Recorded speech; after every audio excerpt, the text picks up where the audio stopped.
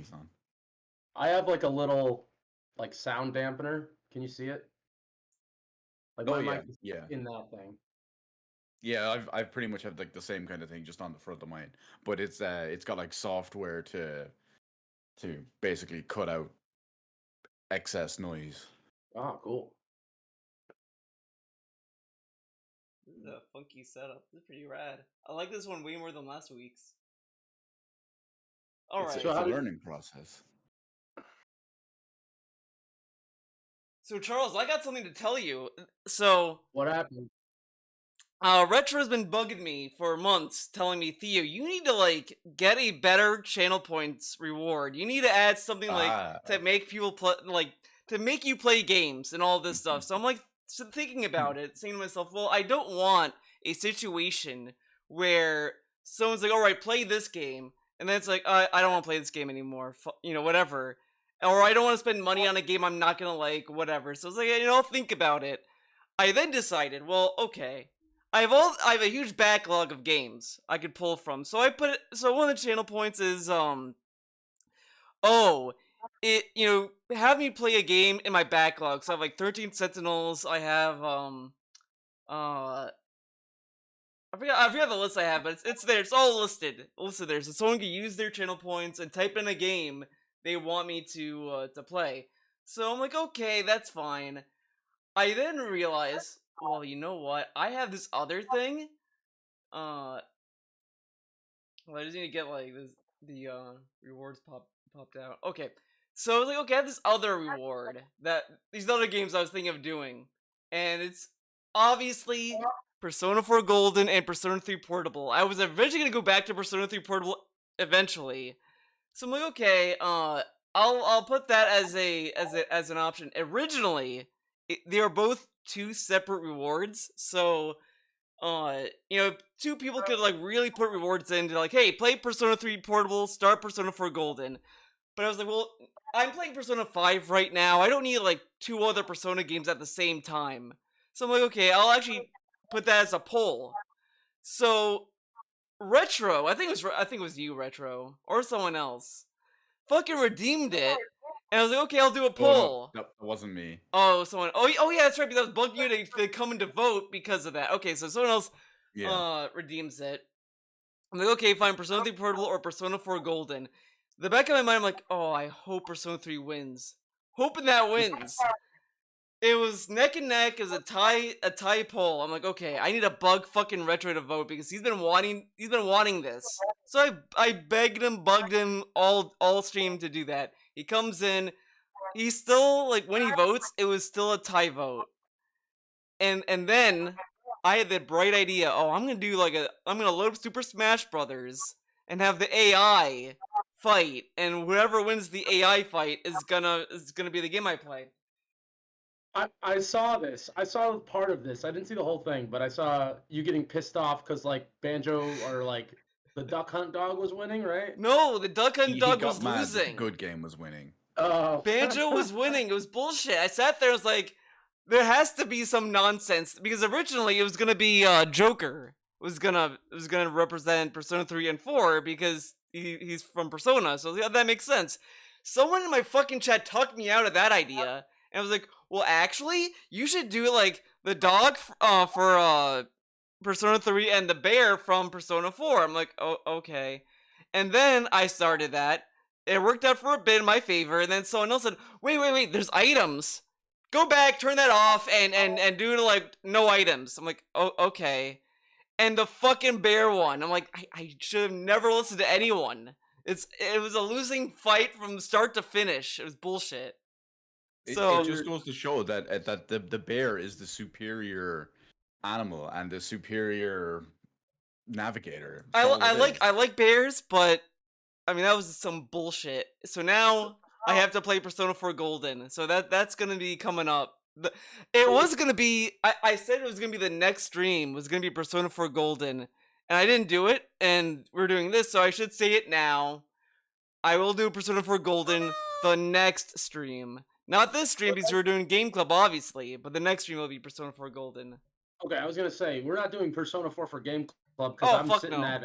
I'm not gonna put. I Look, mean, we can all do that. Charles. I'm not I'll gonna put you fucking- through that since you played it and you have a very strong opinion against it. So I won't put you through that. I would put you through SMT3 way before I do Persona 4. Yeah, and you still have to talk me into that because I don't know about all that shit. You can. Well, I did a whole like This guy's playthrough got of it bad on stream. You can opinions. watch me play it, dude. It's really good. We'll see. Cool. So that sucks. What are you gonna play it on? Is it on? What are you playing Golden on? I'm gonna play it on the PlayStation TV. The thing I bought this for originally, I bought that for Persona 4 Golden and Persona 3 Portable at some point. That was like a happy accident actually. I just bought it for Persona 4 Golden, to be honest. And then Okay. they fucking announced the Steam Deck right after. It was like, ever since I got this, the whole universe was like, oh, we're gonna make you fucking hate that thing. Alright, Persona 4 Golden coming to Steam. Steam Deck's coming. It's coming on Xbox. It's like, oh my, are you fucking kidding me? And glorious PC. Did you Have say to get the PC? PlayStation? Did you say PlayStation TV? Yeah. Is that? I thought that thing went out like years ago. No. It did. I bought it Oh. secondhand on eBay. No, but I'm saying like, I thought the service is gone. Oh no, the service is still. It's using the Vita storefront.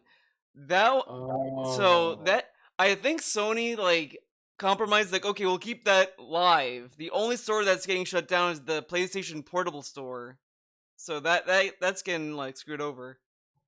Why did I think PlayStation TV had a streaming service though? It didn't. It just played. It's a different name. They do have Oh. one, but it's a different name. I don't know. I can't The remember what the it's TV called. the but TV it's a like different name. television service is PlayStation View. That's it. Oh, I'm thinking of something completely different. I thought there was like a streaming service like Xbox. What do you call that thing? PlayStation Now Oh is what you're yeah, thinking you're thinking of PlayStation Now. That's now PlayStation Plus, Premium, and Essential or whatever. That's But a stupid bunch of names. The PlayStation TV used to use that, no? Or did I make that up? No. It could access PlayStation Now. PlayStation Now is a service that you could use on your PlayStation 3, 4, and the TV Mhm. thing. and PC as well. Actually. Oh yeah, You can that's stream true. the games on PC. there. Huh. Well, it sucks for you, Theo. Now you're gonna buy 400 versions of Persona Well, and play them actually, and pretending you don't like it, even though you love the game.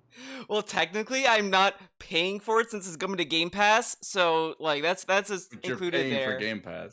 Yeah, but I'm paying for other games on Game Pass. Technically, it's just like an added bonus. Well, that's actually brings up something funny that I want to say. I finally subscribed to Xbox Game Pass. I got like the PC Game Pass because I don't have an Xbox One or whatever the newest one is, Xbox X or whatever the Oh, fuck. Series X. Everyone's fucked up names. Series mess, yeah. They need to figure out how to name things so you know what the fuck they are. 'Cause, Sony figured it out. PlayStation 5. Yeah, exactly. But yeah, so I finally subscribed to that, and it's actually pretty fun. Like I just got the PC version, and I was kind of pissed because I found out that Death's Door is on it after I'd already purchased Death's Door. Well, you're supporting the indie devs more directly, so Yeah. I mean, it's worth it. I'm not too upset about it, especially because I got like an introductory offer for like $1 for the first 3 months or some shit. Oh. But I have to say, I played a game that I really enjoyed. And it's called like Paparazzi. It's a game where you walk around and you take pictures of dogs. And that's it. Like you're in this world, you do like menial chores and you take pictures of dogs, and it was really fucking fun. And it made me have a realization, and that I'm just done with number grades for games. It's number grading games is useless because this game has a bunch of jank and all this stuff in it. Like, it's not a perfect game. Like, I'm not gonna say it's game of the year or anything, but I would definitely recommend everyone play it. Like, it's a lot of fun. It's like nice and easy. And like, if I had like a nephew or a kid or a niece, whatever, and they were trying to learn how to play video games, I would absolutely have them play it. But it's just a fucking stupid game where you walk around and you take pictures of dogs. And I had a great time with it. And I would never have played it without going on Game Pass. But letter grades are done. It's like either the game is not worth playing at all. It's like you should try it maybe, like it's worth playing or like you should absolutely play it. And it's like because there's some games that are better games than this game, but I would recommend it over it. Does that make sense? Yeah, I think To so. an extent. Yeah. Yeah. So it's like I don't know. There's games that are like well executed, and I'm like, play it or not. But this game, I'm like, you should play it. You should play this stupid game about taking pictures of dogs. Try it out. It's free. It's on Game Pass. Oh, there. It makes you think there's this one. I don't know if you. It's technically not a game, I guess. Now that I think about it, it was this game called Detuned, which all it is like you load it up. It plays music from your hard drive on your PlayStation 3, and you can like fuck around with the filters. It's like a visualizer for your songs, but it's just that was an oddly fun game to me. It's like, oh, this is like, it's dumb, whatever, but it's there. The other game that's been I wish it went on Game Pass or on Xbox. I think it's only on PC and PlayStation. Is the Pathless, as you can see on my shirt. This Don't you have that already? yeah, I've been loving that game when I first played it, and I kind of wanted to go back to it since I also have the PS5 version of it because I want to see how it's different there. But that game's just been chill. I've been thinking about that. You said it's on Game Pass? It should be. I wish Oh, it okay. was. I mean, I think it's only on PlayStation and PC, but I don't know if it's on. But I don't think it's on Game Pass yet. The one game that is on Game Pass that I think that's great is I just forgot the title. Fuck. I had it. I was like, oh, it's gonna. It's... Oh, What kind of game Trek is to it? It'll Yomi. come back. What is it? Trek to Yomi. No fucking clue. I don't even know how to spell that. It's TREK Side-scrolling. then Yomi. It's like a Kurosawa film as a game. Like it's kind of like Ghost of Tsushima wanted to be, but it's not. So like this game is more that. It's like this really cool like angles. The only issue with that game is it gets some angles it pulls away so far back from where the character is. You kind of lose track of where your character is in relation to other enemies. But I do like the style and the gameplay of it. But it's just the camera. I could see how it's a little rough in some parts. Mhm. But you're So, forgetting you know, about the really, really important thing about Game Pass.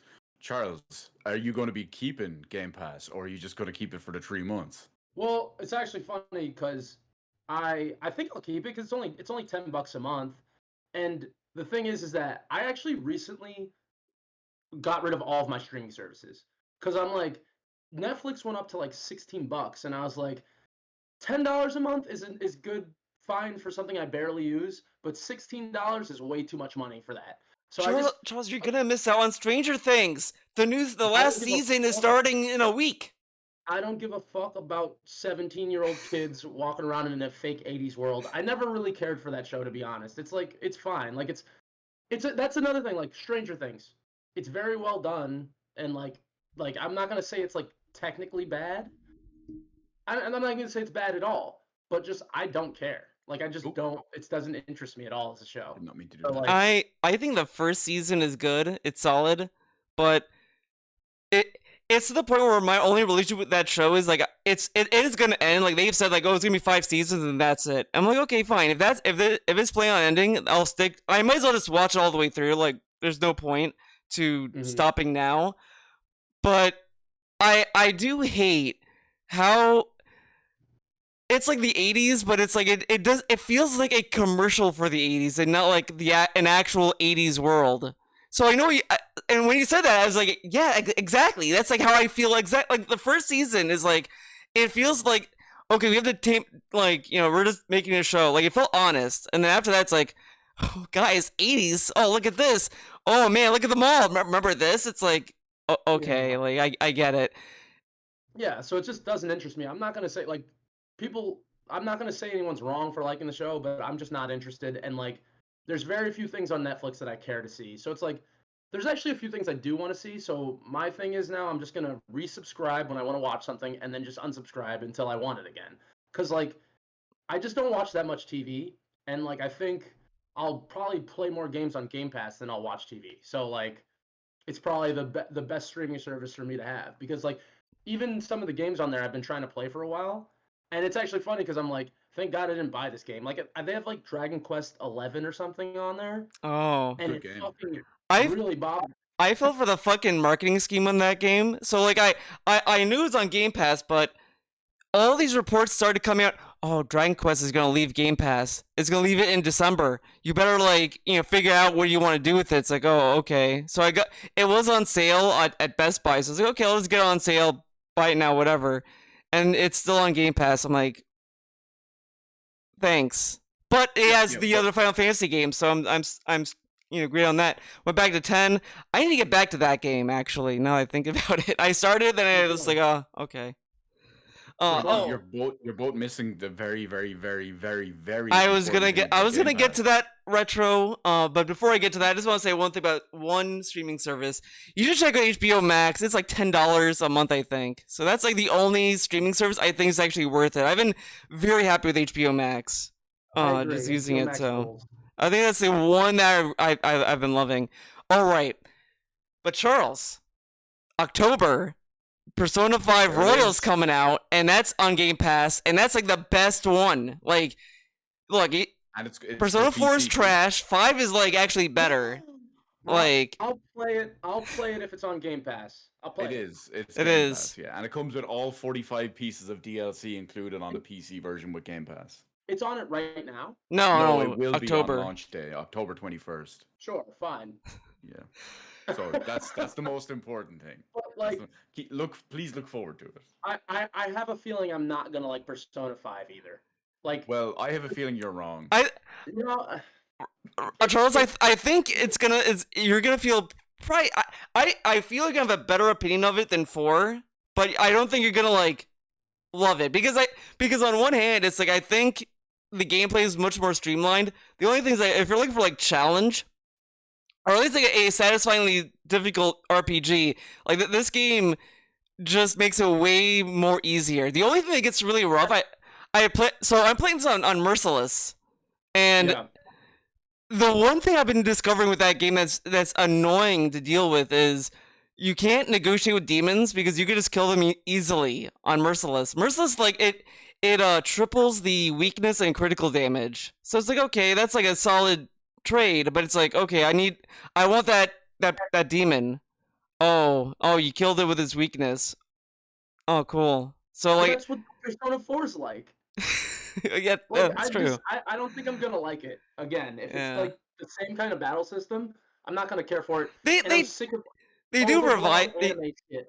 Well, the combat system is different from Persona 4. They do change. Each one is different. Each one has a whole different mechanic. Like for 5, there's a thing called baton passing where if you land a weakness, you could like pass it on to another party member.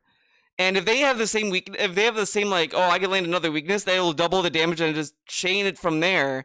But otherwise, they may not be able to do that. So there is some strategy with the baton pass mechanic, but it's nothing more than that.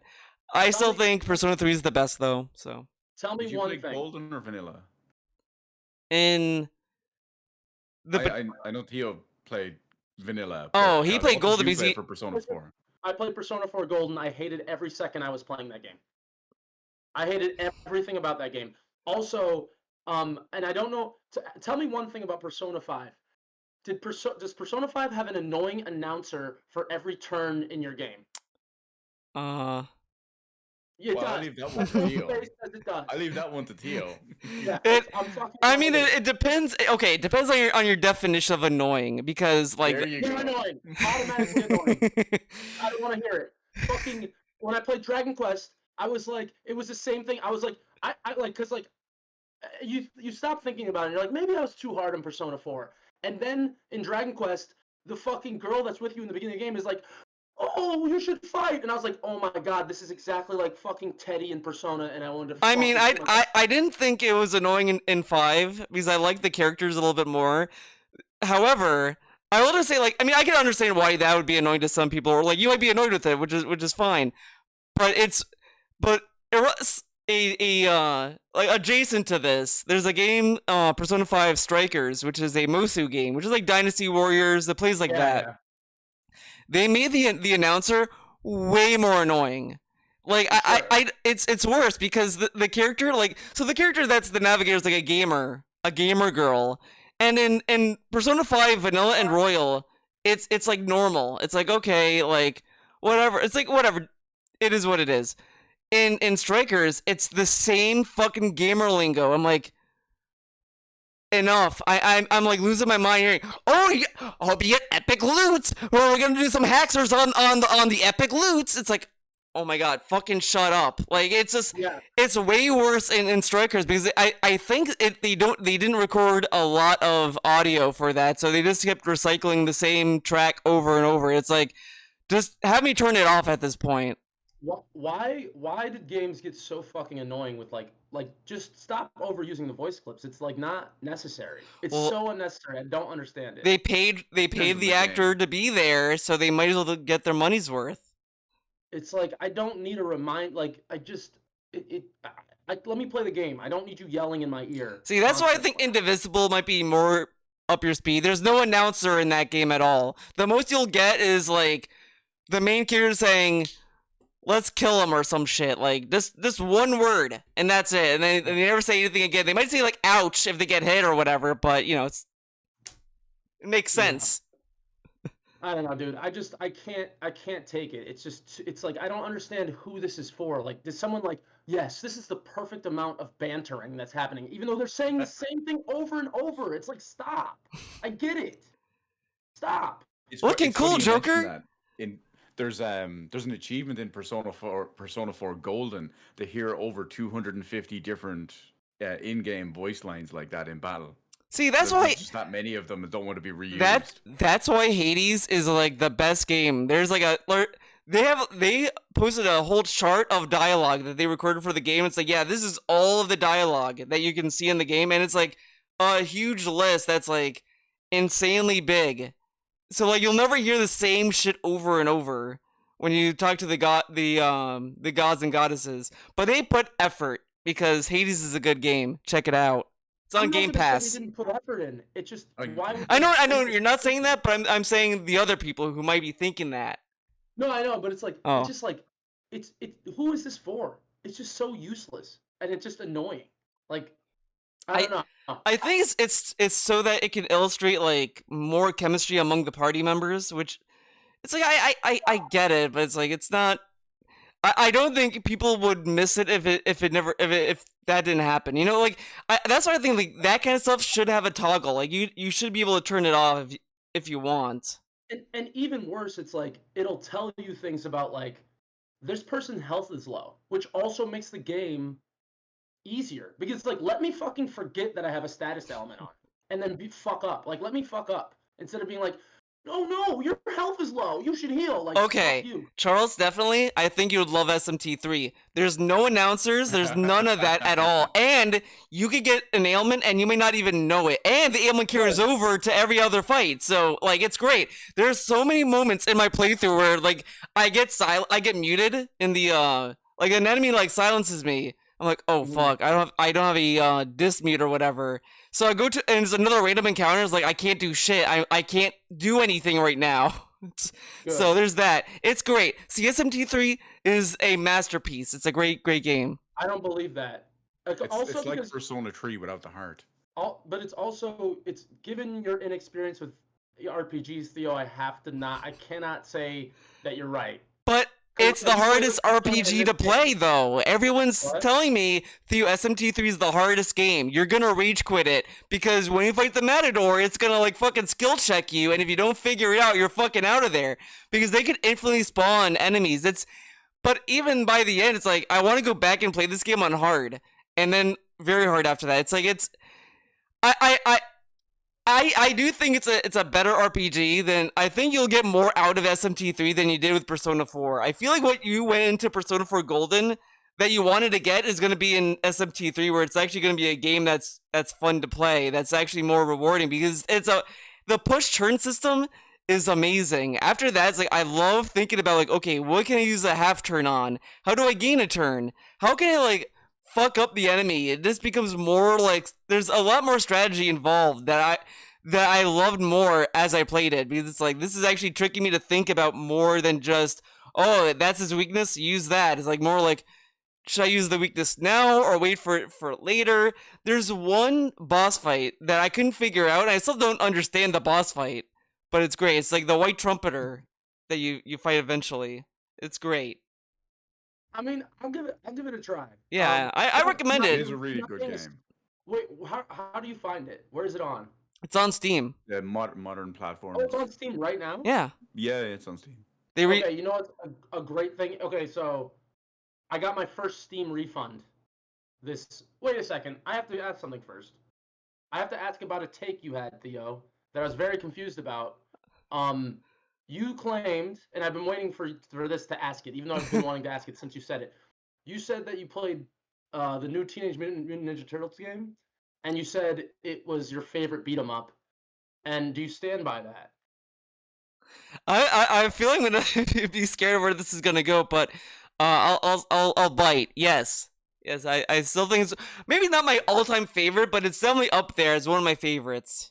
But There's a big qualifier that's missing out though with that question, Charles. Theo, what other classic beat 'em ups or just good beat 'em ups have you played? I just want to know what makes it stand out to you as like the best. Because I'm not gonna say your opinion's wrong. Okay. I just want to understand. I mean I played Final Fight, Streets of Rage 2. I played Streets of Rage 4, River City Ransom. I play a very little of. River City Girls, obviously. I mean, those are the most I played. I played the Scott Pilgrim beat 'em up as well, which is also really good. Which I was gonna say, I feel like this game is just the Scott Pilgrim game with a paint of Ninja Turtles on it. I think it's a good game, but like I don't Pretty think there's similar. anything that special about it. I think that's what I kind of like about it. But what I really love it about it is I do like that it's like 6-player co-op online and it's cross-platform. I don't know how to invite people cross-platform. I don't know if I can invite people from Steam in my game or whatever. But I like the flow of it, the speed. But the thing I like the most is the sprites. The sprites, I just been loving it. Just because it references other fighters as well. Like there's a lot of Third Strike, Alpha sprite references in there. Like I just love the sprite animation. Like when April uses a fucking camera to fucking like beat enemies up. Like I just love shit like that. It's more on the stylistic side of it, where it's not like it's not caught up in we have to make this look like a retro game, guys. You have to tone it down. It's like, hey, let's do sprites that's like not truly like 32-bit and or whatever, and just have it like just have fun with it. And that's what I liked about it. I think it's the most fun beat 'em up game that has the most fun energy about it. Yeah, I would agree. Yeah. That a lot of the things the Foot Soldiers do is interesting. Like, I'm not a huge Teenage Mutant Ninja Turtles fan. So, Same like, here. It's whatever. So, like, I thought it was takes. what? Bad takes. Well, no. Because okay. Wait, here's hold the on. thing. Wait, what is? I'm a big Turtles fan, that's why. No, Well, no, we're not saying it I sucks, retro. appreciate We're it we're not like fanboys of it. We're not gonna sit here in our turtle gear and be like, oh, pizza and shit. Wait, we're not. Let me just throw something around to the side over here. I have an appreciation for Turtles because like it's like they have really funny comic book references and stuff, and like the thing the Foot Soldiers are doing in the background is fun. It's funny. I don't want to get too far into this because like we probably should change subjects, and I could talk about this for a while. But honestly, the sprite work was one of the things that really bothered me about this game. Oh, okay. See, I think they look amazing, right? It looks great, but this game borrows very heavily from Turtles in Time. So Turtles in Time was Yeah. a Super Nintendo game, and one thing that was so amazing about Turtles in Time is that the sprite work in that game almost looks hand-drawn. Like they worked so hard to make it almost look like it was like a comic book or a TV show. And this game said, you know what? Fuck that. We're going to make it pixelized on purpose. It's like, no, you could have done what they were trying to do in the original game, and instead you like regressed it to make it look like a retro game. But then, just fucking make it pretty. But then wouldn't it? It's like a modern retro look. I know, but doesn't you know what I'm saying? Retro, because you probably what? Trust me, right? Watch this. Look what's behind me. Oh, there it is. Yeah, that's my point. Yeah. But then wouldn't it just become a argument of, oh, they're just selling you the same game, like or repackaged it? Not at all. Well, it kind of already is, Oh, but okay. not really because I actually think Turtles in Time is much more interesting of a game because of the way like I think something that can make a beat 'em up stand out is like the set pieces. So in Turtles in Time, they fuck with your perceptions of what you do in a beat 'em up like constantly throughout the game. And I feel like this game only really did it twice. And one of them was that scene where I don't remember what boss it is. It's like Metalhead or whatever. It's looking through the robots Yeah, thing. Yeah. they do the Battletoads thing where he jumps up and you have to throw stuff at him, which was like the one thing that I think they did that was like Turtles in Time like, because Turtles in Time like it felt like all types of weird set pieces happen that like break the beat 'em up genre, and this game was just like kind of just like a regular like I didn't feel like it was anything different than like the Simpsons arcade game or the X-Men arcade game in terms of like gameplay, and it didn't do anything like new and interesting with the modern stuff, but it's a fine game. Like Okay. I don't think there's anything wrong with it, but I just like don't think it's that special compared to other games in the genre. I get that. I can understand that. I just think like I never. I think I played.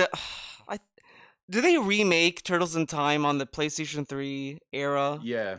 Yeah. Turtles in Time reshelled, I think Because it's I But it was think called. I like played 3D, right? that, and 3D. that might be my only interaction with that kind of game because everyone's like, "Oh, it's gonna be great," and then I think that one was like a lukewarm game. But I don't know. I like this one more because the sprite work at least looks good.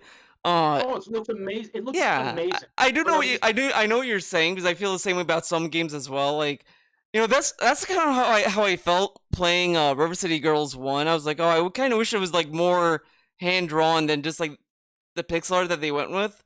But then that grew on me the more I played it. Then I played Zero, which was like even older, but it's like whatever. But Zero isn't it just a Super Nintendo game? It's yeah, not like an updated game. yeah, So it's supposed to look like that's that. I'm wrong. Whoops. All right. Theme song. Being the resident expert. Oh. Oh, good. Thank God we can't hear it in here. It's just the Alright. stream chat that are We're destroyed by it. so this is Game Club. We almost forgot about it, but we didn't forget about it. Someone else did, but we didn't. We always remember. We're talking about Persona 5 Royal. Actually, I tricked Charles in on this. It was a whole like elaborate prank, and we got I'll him. hang up right now. Okay, So, yeah. Well, we were talking about Death's Door. As you can see, I got the art book, so obviously it's a great game. Before you go any further, Theo, I should just throw something in here. I did a little bit of a surprise as an intro for everybody. Oh shit. So I have a little link here if you want to play it. It is Twitch friendly. It's safe. I'll post it in the call. Wait, how do I get to see this? Do I have to watch I don't the know. screen? Maybe you can listen to it yourself. But Theo, I would recommend you play it for the peoples in chat. All right. And they might get a good laugh. Or else try to just bring up like the stream on your phone or another screen or something like that. Yeah. That way. I'll just check. I can see what the video is, so I'll just watch it later. Yeah, that'll work. But the stream chat will get it. But you see, you're gonna miss. Yeah, you'll get it later. Well, maybe I can watch it. I just hope the audio is not. I don't know how it's going.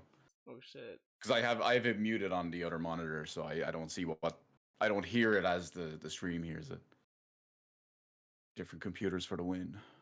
I kind of listened to it a little bit. I'm already very into it.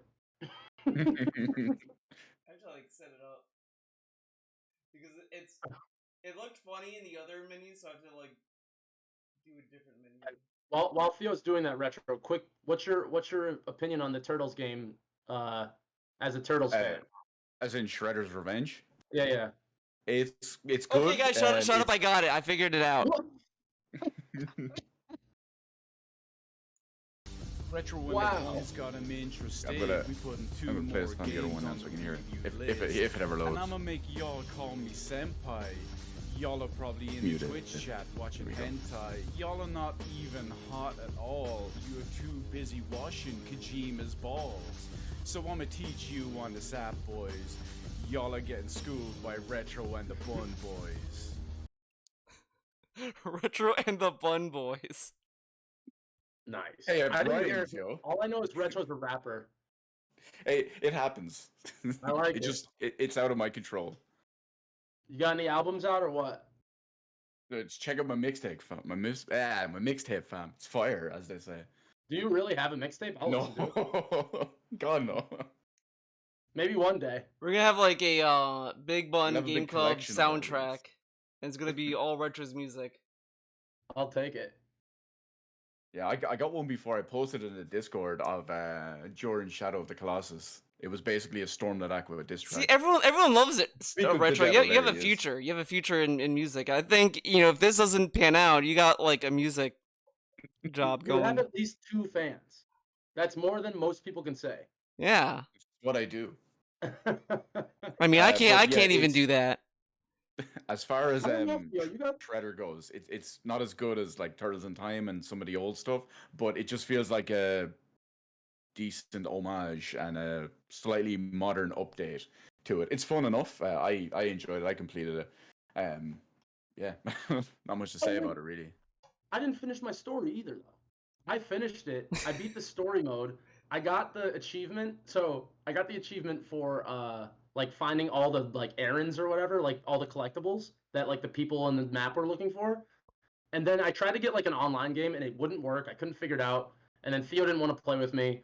So I just for fun, I was like, let me request a refund. And I said that multiplayer doesn't work. And they gave me a refund. So The multiplayer I'm is pretty gonna- buggy, so I mean, yeah, so I was like, fuck it. It doesn't work. I'm done with this game. I already beat it. I didn't really care that much about it. So fuck it. yeah. That's I'm the wondering handy because thing I about Steam started a recently. second playthrough of that game, and I do wonder because like I've replayed River City Girls like multiple times, and I kind of had more fun doing that. And then this, it's like it's still fun, but it's like, I don't know, like it's. I just That's think what I it's was gonna say. 'Cause I played River City Girls with you, and I was like, that's a bet. I don't think River City Girls is a better game than Shredder's Revenge by Yeah. far, actually. and River City Girls 2 is gonna have online co-op, so I'm already like even hyped on that. And they're adding more characters, which is like There you go. I'm sold. I can't wait. Still waiting for a date though. All right, should we start the actual game club discussion? Yeah, we should. We did the whole theme song and everything, and we're talking about turtles. Damn it. Whatever. It's a game club. We're It- talking about all and- types of game shit. And it's already switched from daytime or from nighttime to daytime. We've been doing this so long. Oh man, is that But, the world ends with you? Is that what that? No, means? It's Persona 5. back You'll see that Oh. for days. You'll love the UI. I think the UI, like if anything, Charles, you'll like the music and the user interface of Persona 5. If Okay. anything. But here's my enjoyment of video games is 79% gameplay. Like everything else is extra. Like if I don't like the gameplay, I don't give a fuck about the game.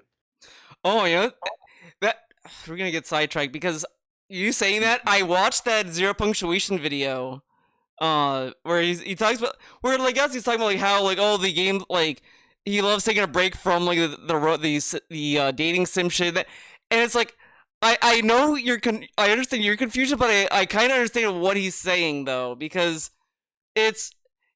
he's not saying like that they're both innately bad. He's saying that they're like if it's just one of those things, it'd be bad. But you can always like play the other one, and you have a different appreciation with the other. It's kind of weird, but I get both. I get both sides of that. It's like he's saying, it's like, oh, I like getting showered and pissed because I'm done shoveling shit. It's like who gives a fuck? It makes no sense. It's it's like how I feel about Death Stranding. You play that game, and it's like some people love it, some people hate it, and it's like, Fresh. how can I recommend it to anyone? It's like I love that game, but I can't describe why that game like clicks with me. It's like I just love playing that game. I played it today. It's like, oh, this is fucking rad. I love this game.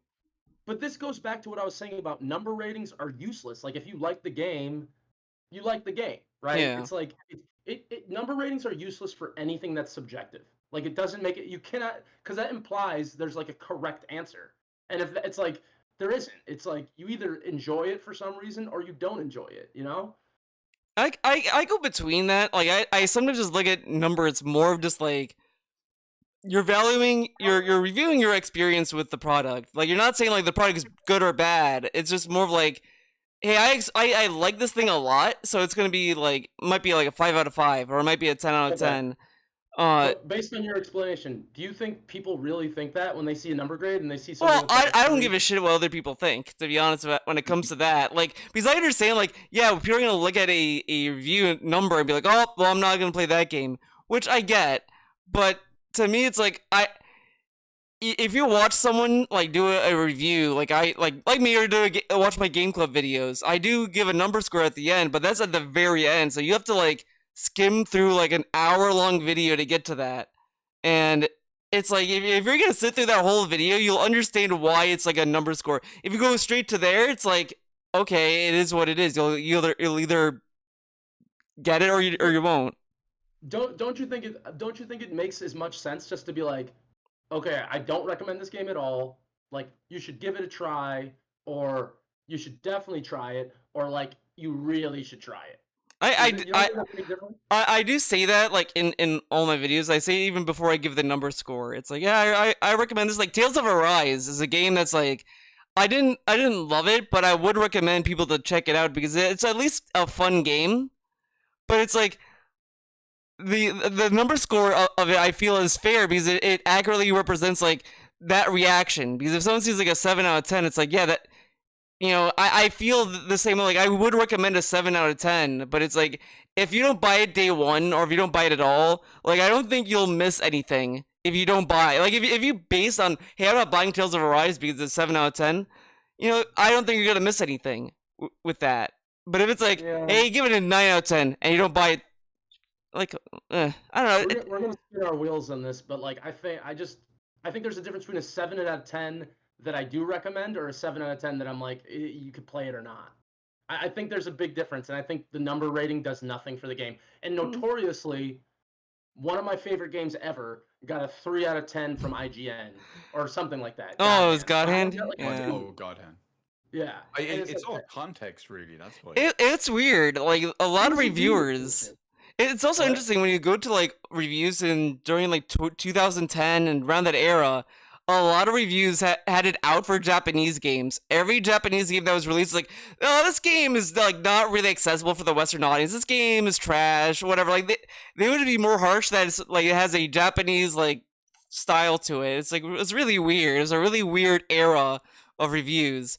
So with that said, did you ever hear the Persona 5 criticisms on that when it first came out? What, that it sucks? No. Get out of here. That's too Japanese. The whole kind of. It was the whole like not accessible and too Japanese thing. Basically, because you're a Japanese high school student in a high school in Japan, and naturally they're learning about like Japanese history and all of this stuff. And like some of the questions they ask in the school things, like the Western reviewers and stuff were saying, oh, no one over here is going to understand this. It's far too Japanese. 2 out of 10, -5 stars. It was just brutal. Like, of course, they're going to ask you related ones to, if you're a Japanese student in a Japanese school in Japan, they're going to ask you related questions to that. But if it's anything like Persona 4, they tell you in the game the answers, right?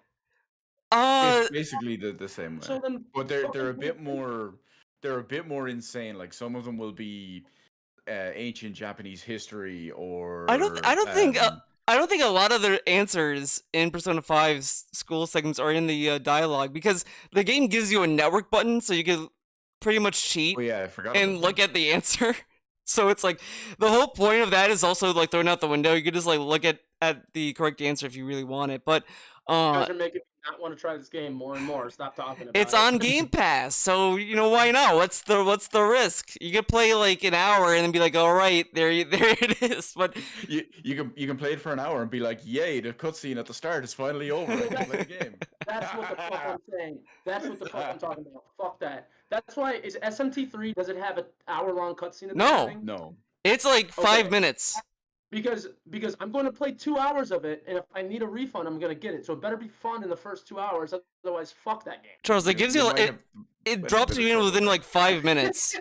Like the first, you load it in. The only thing it'll have you do is like, all right, go to the hospital. Okay, you're at the hospital. Okay, we need to find our teacher. All right. Oh, everything exploded. Okay, fight demons. It's like, okay. Like, All right, we'll see. it's worth it. I like it's faster than SMT5. SMT5 took like 10 minutes to get the gameplay. Like 3 is like 5 minutes. But uh, as I said before, welcome to Game Club. What an epic intro. We love, we're building up the suspense, building up the hype for this game that I picked, Death's Door. I got the art book of it. Obviously, it's a great game. But also, alongside it, we had Retroplay Titan Souls, which is a game that's made by the same developer. So, we should start with Titan Souls. So, Retro, you tell us what you think about Titan Souls. Okay, so yeah, Titan Souls. I had practically no experience with this game beforehand. I had heard it was obviously an indie game and just basically designed as a boss rush. And funnily enough, after the last one and how we went from you two playing Shadow of the Colossus to me playing this, it's actually very reminiscent of Shadow of the Colossus in a way, which is kind of funny. It also works with the name too. It's a very basic game. There's very few controls, very few moves, literally one attack. That's pretty much it. And it's very, how will I say? It's almost like it's easy. Obviously, with Shadow of the Colossus, you had to figure out the pattern and then either rinse and repeat, or you would do a pattern for 2 or 3 things and then it would create a new pattern. You had to do that. Each one of these bosses basically only has one pattern, and it's because it's just one hit, and that's it. So it's a bit more difficult in the sense that you also die in one hit. So that's something to be careful of. But it's a nice.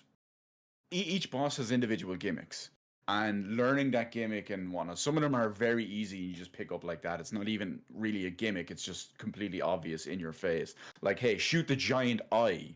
That kind of thing. It's like there's one boss near the start. It's a cube, and 5 sides are just completely blank, and one of them is an eye, and it just rotates like on a square, each side of it. So, oh yeah, obviously shoot it in the eye. But yeah, they're decent enough when it comes to the actual fights themselves. 1 or 2 of them can be a little bit tricky. Can be a little bit difficult at one point because some stuff is fast. You need fast reactions, and it's just insta kill. But at least when you die, you can pretty much start the same fight almost instantly. You usually start like right outside the room or something like that anyway. There's also a little bit of an semi-open world in it. I didn't expect that at all when I was playing. I thought it would just literally be go through 20 rooms with a boss rush. I think there's about 20 bosses in it anyway. I finished the game, so the open world side of it actually was kind of a bit tedious. There's nothing to do in it essentially, but it's just easy to get lost in that way. I would hesitate to call it one puzzle at that point. You just have to light fires, basically link A to B to C to D. It's very, very simple. But I think you only do it once off the top of my head, maybe twice. But it's fun enough. You could complete. I think it took me a little over an hour to complete. So if they gave it away free ages ago when I got it. So if you do have it and you like that kind of thing, you like the almost brain teasing puzzle bosses, if you will, it's not bad. It's not bad. I don't know how much it retails for normally. I think it's like $20. I want to say. Might be a bit much of an ask for 20, but if it was $12.99 or less, I'd say maybe pick it up if that's the kind of thing. If you like Shadow of the Colossus, for example, or American dollars. They're close enough. They're close enough. So, I'm just kidding. like, what's usually it's like 110 or 120 for close enough anyway. But yeah, it's not bad overall. Now I feel a bit stressed to give it a number score because of everything that's just been going on the last 20 minutes or something like that. But... Hey, I'm not trying to make... Okay, whenever I make an opinion, I'm not trying to make anyone's feel bad. I'm just telling you my worldview. If you want to accept it, accept it. If you want to give number scores, give number scores. But I just think if someone tells me a game is like a 7 out of 10 or 8 out of 10, I'm like, whatever. But if they're like, I really think you should play this, then that's different. They could tell me it's a 5 out of 10, but you should play it. That's different. You know what I'm saying? Than saying, like, here's the number. Yeah. Like, this is what value is in the game.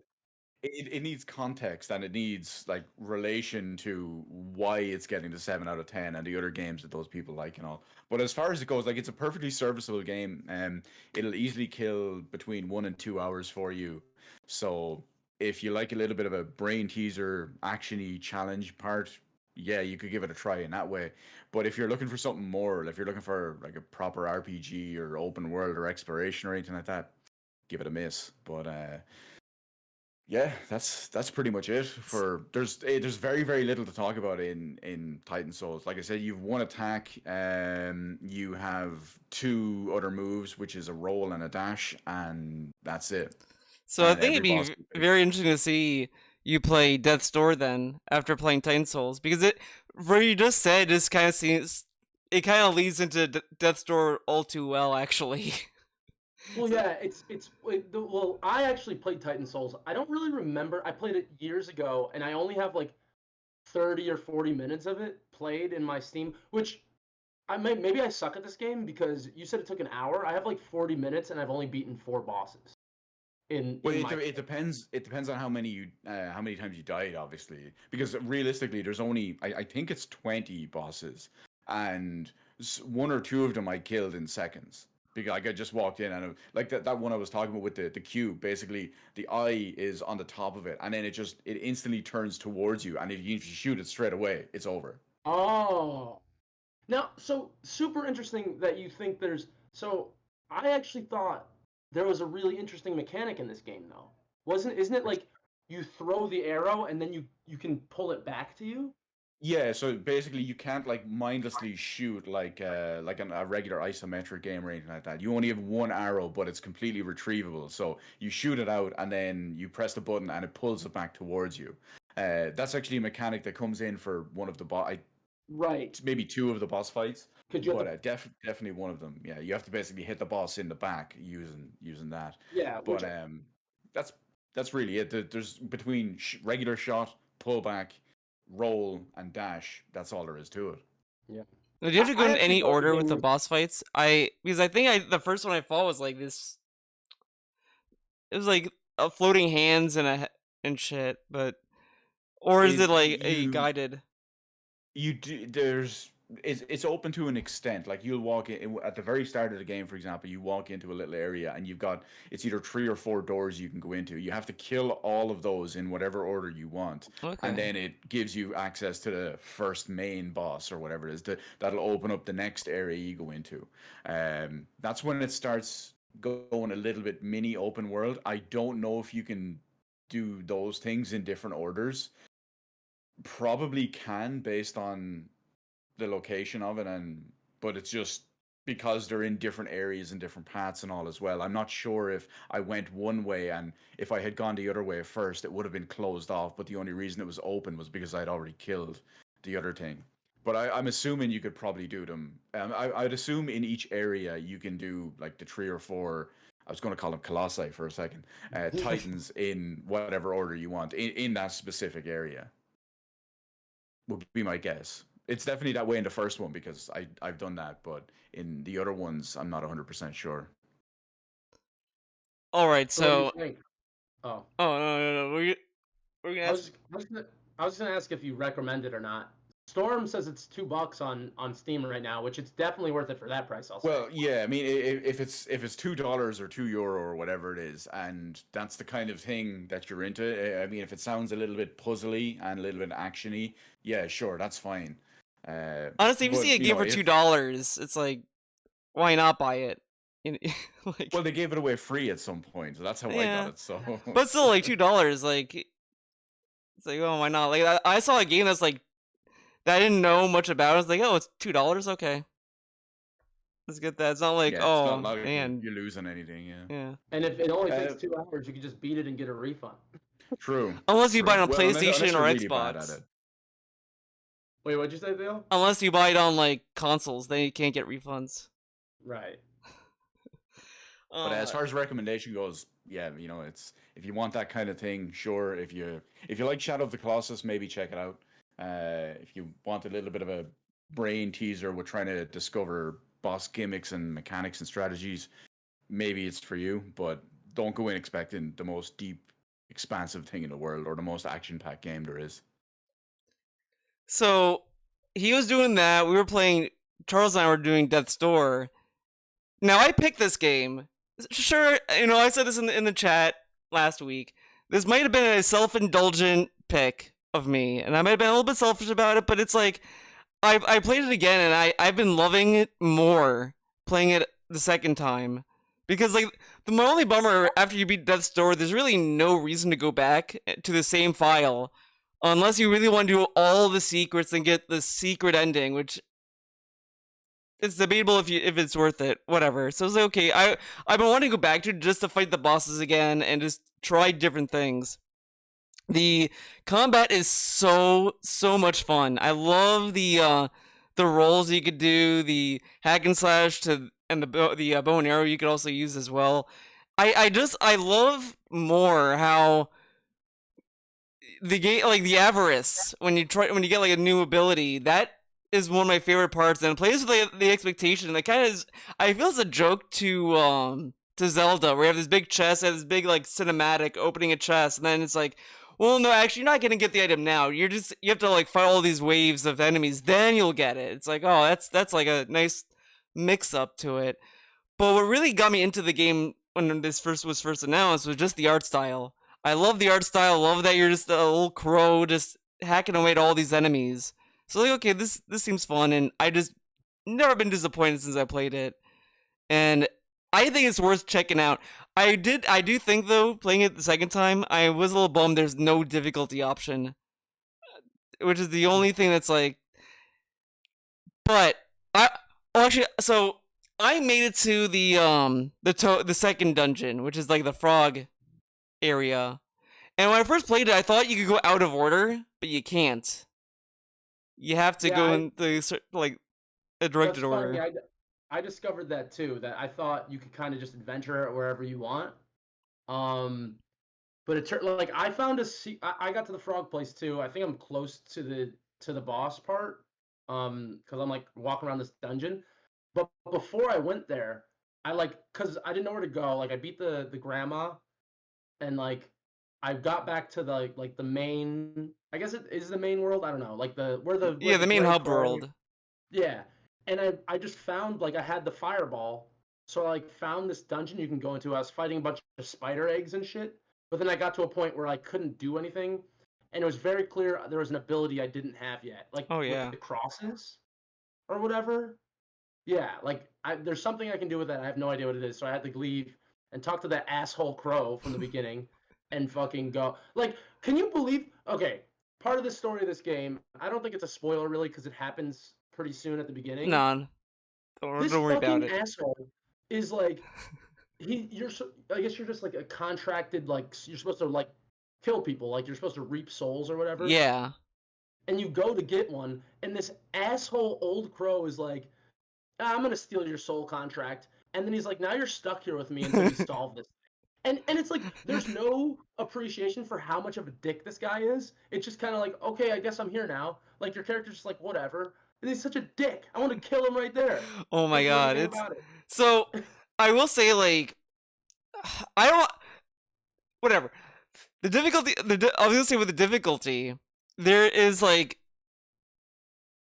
Not the final boss, but the next two... Like, the last two bosses you fight before the final boss are insanely hard, especially the one like that's like after the toad. The next one after that fight, I was so fucking mad. I looked up guides how to fight it because I just couldn't. It was like driving me up the wall. Every comment I read was, "Yeah, this boss sucks. This boss is like fucking rough." Like because the reaction to it is like you have to be like a second because this boss will do the rolls that this boss does, so it speeds up every phase. So like that's the only thing I'm looking forward to, seeing if I can do it better this time around. So the difficulty isn't like super. I wouldn't say the game is like super easy, but it's like it's challenging where it's like, okay, like I'll still play it, but it's like I wish I could just bump it higher. Okay, since you're talking about difficulty, I was gonna get to this later, but let me preface this by saying I think this is a good game. I think it's very well made, but because of the difficulty, I'm like, fuck this game. Because not it's the problem with this game is that dying, there's no deterrent from dying. It's almost a reward to die. Like, you don't lose any of the souls you've collected. All of the switches and everything you've triggered are stay on. The enemies come back to life, but there's no penalty for dying. And I'm not saying it has to be like some kind of huge Yeah. thing that No, I sets you get back. But that. there's literally no penalty for losing. And it's like, I wish, like, and I understand the argument of like, okay, make a game a little bit more accessible. Like in Dark Souls, for instance, like this is very similar to Dark Souls, the way that you go through this game, right? But the difference is in Dark Souls, like you need to find, like in this game, the doors are akin to the fires in Dark Souls. But the only problem is that when you go through a door, well, not even that. If you don't go through a door, all of the progress you made stays, and it's like, okay, so I might as well just rush through the game, triggering all the switches and stuff. And if I die, all of my progress is still done. So there's no deterrent to dying. Like once I figured that out, like once I died in somewhere, I was like, wait, does this happen in your game? I'm wondering if it's a bug because it's so glaringly like, if No, I die without hitting a door, all my progress is still there. the only deterrent is that you just get kicked out and you get sent back to the lobby pretty much. So you have to go through the door that you last opened. So yeah, like they do save your progress and all that stuff. So that's not a glitch. It's like the intended function. And that I do agree with. I didn't think about it when I first played it, and I think it's because it to me though I'm at a point where I don't give a shit about that stuff as much. I do think that there should be a deterrent for dying. I do agree with that. I will say, but the some of the stuff that's like, oh, I'm tired of like losing progress of stuff I've done already. It's like I've done this already. I don't want to keep doing it over and over. I feel like a madman doing it. I do think that there needs to be a better. And I agree with you saying that you shouldn't still gain experience on top of the, like, when you die you should lose experience. I think that, or at least not the ones that you gain. The only thing I can think of is that there might be some parts where they don't want people to get stuck because you can't go back at, like the Everest, for example. If you die there, you can't leave. You're stuck there. But like if you don't open a door, so this is my thing.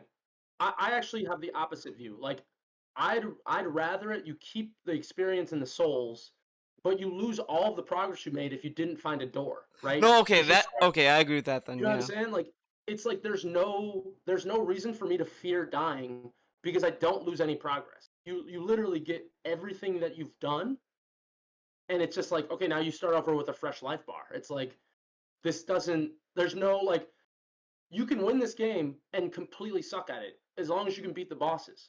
Okay. Like you don't have to gain any skills. And I'm fine with a mode like this existing, but just make a version where no progress gets saved unless you find a door. Yeah, like and this would make it so that should be like a thing for easy mode, and then like normal and hard mode just doesn't do that. So okay, you know, I take back what I said. I do agree that like the progress you made should be kept only if you made it to the door, but you know, whatever. Like as you said, I do agree with that. Yeah. And I got a question based on what you're talking about. As someone who's never played the game, has no idea about it. So are doors just checkpoints in the sense of like you It's have like to go through them bonfires to get to the next area, or you can pass by them and they're just sitting there and they're optional if you use them or not? You can pass by them. They're pretty much optional. There might be maybe a few that are like required, but a lot of them are just optional. You don't have to do them. And I think that's the other thing. You don't have to upgrade your character at all either. So you can just keep stacking souls and just never spend them, which is like becomes an issue of like, then you know, why give me the option? You give me all this stuff that's making me want to use it. What, you know, whatever. But you don't have to do anything. You can just kind of play the game without upgrading. And I kind of wish I tried that actually. Now I think about it, but yeah, but if you want to play, it would not be a smart thing to do to not open the doors, because then you have to start all the way at the first part and then backtrack your way back. But the thing is that a lot of the game is you have to get certain abilities, or you have to play through a dungeon to like drop a ladder or open a door. So it's like, once those doors are open, you can just go through them. Does that make sense? Like think about like a Metroid game, right? Once you have an ability, you can like always access that area. It's kind of like that, except it's just like open a door. So it's like a door might skip you way ahead into a dungeon, and so that's why it's not nerve-wracking to play this game, or like there's no stakes. It's like if I know that if I like open this door and I die, I can just go right back through the door and then skip all the stuff that I had to do.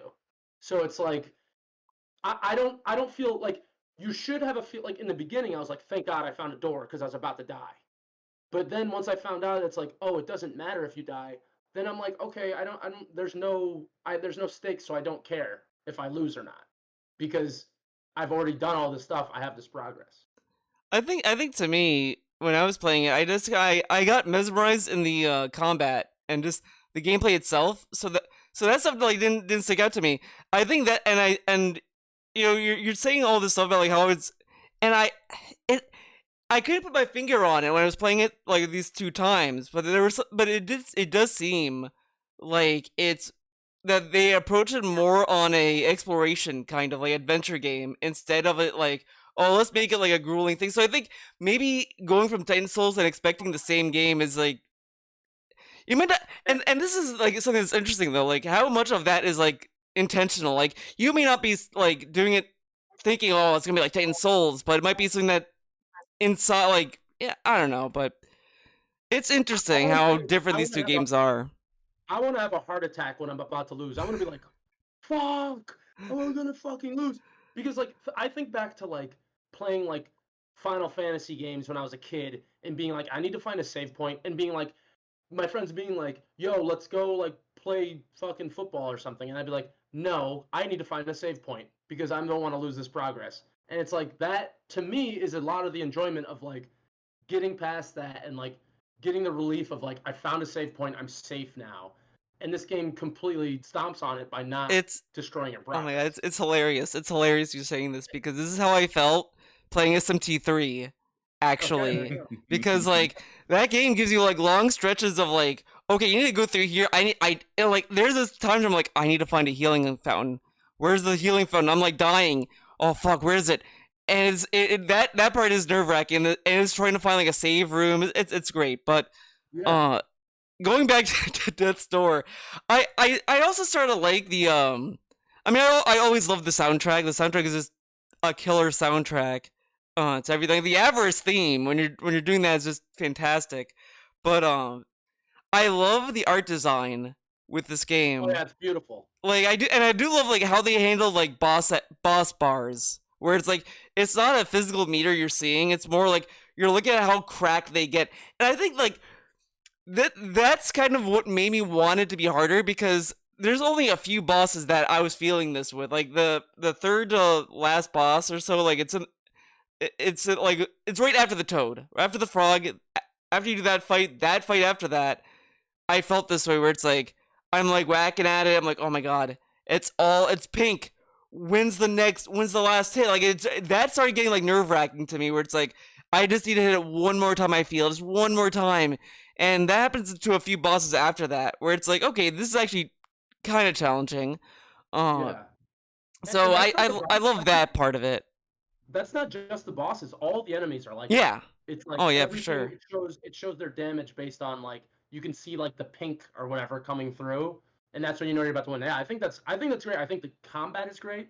I think the controls are great. Like I love how like the friendly fire can like enemies will shoot projectiles at you, and you can like just bat them back into another one. Oh yeah. And there's like those flowers. There's these flowers that you can hit them and they throw explosives, and you can use that to kill enemies. Like it's amazing. Like I think it's a wonderful game. This is a perfect case of this game is like a 9 out of 10, but I don't really recommend it because like there's no difficulty to it. Like you should play it, especially if you like Zelda-like games. Like, yeah, but like I kind of think it's one of those games that toes the line of like I wouldn't like it. Yeah, if you're looking for like a challenging experience, then yeah, I wouldn't recommend it. But if you don't care about that and you just want a fun game that's just like, hey, I just want to like fuck around or whatever, I would recommend it. Like it's still like a relaxing game. Like I've been playing it and it really feels like one of those games you just kind of like get like, you know, lie down, like you're relaxing, you're just like in your little love seat or whatever, you have like a blanket, just chilling, and you're just like, I just want to just fuck around. Like it's not like a game that's like, because like it feels so cozy. I'm playing like, oh man. That's because there's no difficulty to it, and you didn't really even notice that there was no difficulty to it. But that goes back to what I'm saying. Like that's important to me. Like I want to feel like there's stakes and like there's challenge, and you have to surmount an obstacle. Where it's like this game is only like that in the boss fights. It's like you got to win the boss fights. You can't. There's nothing you can do except upgrade your character to make it easier. But like going through the world, it's like nothing impedes your progress, even death. Like you die, and even it's such a cognitive dissonance because even in the beginning of the game, they're like, "Watch out! If that door's open and you die, you're dead forever." And then like death doesn't fucking matter. So I'm like, whatever. You know what I mean? Well, it ties into the theme of the story where death doesn't matter anymore. Is that true? Pretty much. So you as you go on, you'll start seeing like they drop more of a story like near the tail, like the next half of the game. They just kind of start dropping hints. Like you'll start to understand there were more than just that one lord that you see. You saw one lord, pretty much. I think I already know what's gonna happen. Yeah, so talking about the story, I actually really like how the story plays out because there's not like a huge amount of text or dialogue, and I also like. I don't necessarily think the sense of humor is really that funny.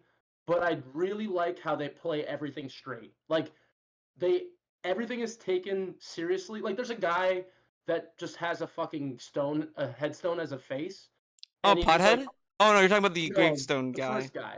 Okay. But like there's a guy with a pot for the head. His name's Pothead. But they act like nothing's going on. Like it's just like he has a pothead, and that's it. Like there's a part where you can eat soup. Oh yeah, this part was. I love the jokes with this. Like the squid was the best. But they play it completely straight. Yeah. Like, they're not like if the delivery was like, "Woo, this is wacky," it would suck. But it's just like the crow will take the soup, and like he'll have a spoon, and then he just sticks his head in and starts eating it like a bird would eat it. It's hilarious. But it's like if they played it up like Goofy, it wouldn't be funny. But they play everything completely straight, even though it's like everything is silly as fuck in this game. But it's played straight. Like this is just a serious world, which is great. I like the humor of Death's Door. I think it plays it because it doesn't run the risk of being like meme, like oh we're trying to meme and trying to shitpost kind of attitude. It's more just like, you know, it just kind of cute, somber kind of humor. But it's funny that like. So the art book does have commentary from the developers, and they were saying like they really worked hard making the main character just look like a bird and have it act like a bird. Like that was like a huge thing they wanted to like refine more and more each time because they wanted the whole world to like be practical for a bird or whatever. The other thing that they were talking about is with the design for the Lord of Doors. They initially went with a humanoid form with him. And I'm glad they didn't because that would be just kind of boring. It's like, okay, like just some dude with a key as a scepter or whatever. That's fucking lame. But there's one design that looked so fucking goofy. It's like he has like a big round top and like a long body. So it looks like a walking keyhole as a person. It just looked really weird. I was like, this looks too off. But the one they went with is, I think, a little bit more clever where it's like, it has all this iconography of a key, of a door as well, like the shoulders, like it's a shape of a door, the face is a keyhole, obviously, but it has all this iconography of that, which is like, it plays well to the theme of these doors.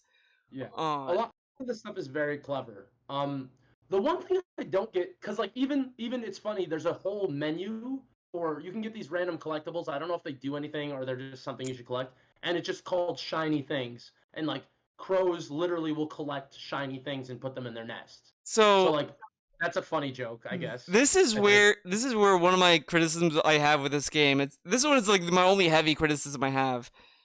So those collectibles, if you collect all of them, everything, you're able to unlock the secret ending to this game, which ties into Titan Souls actually.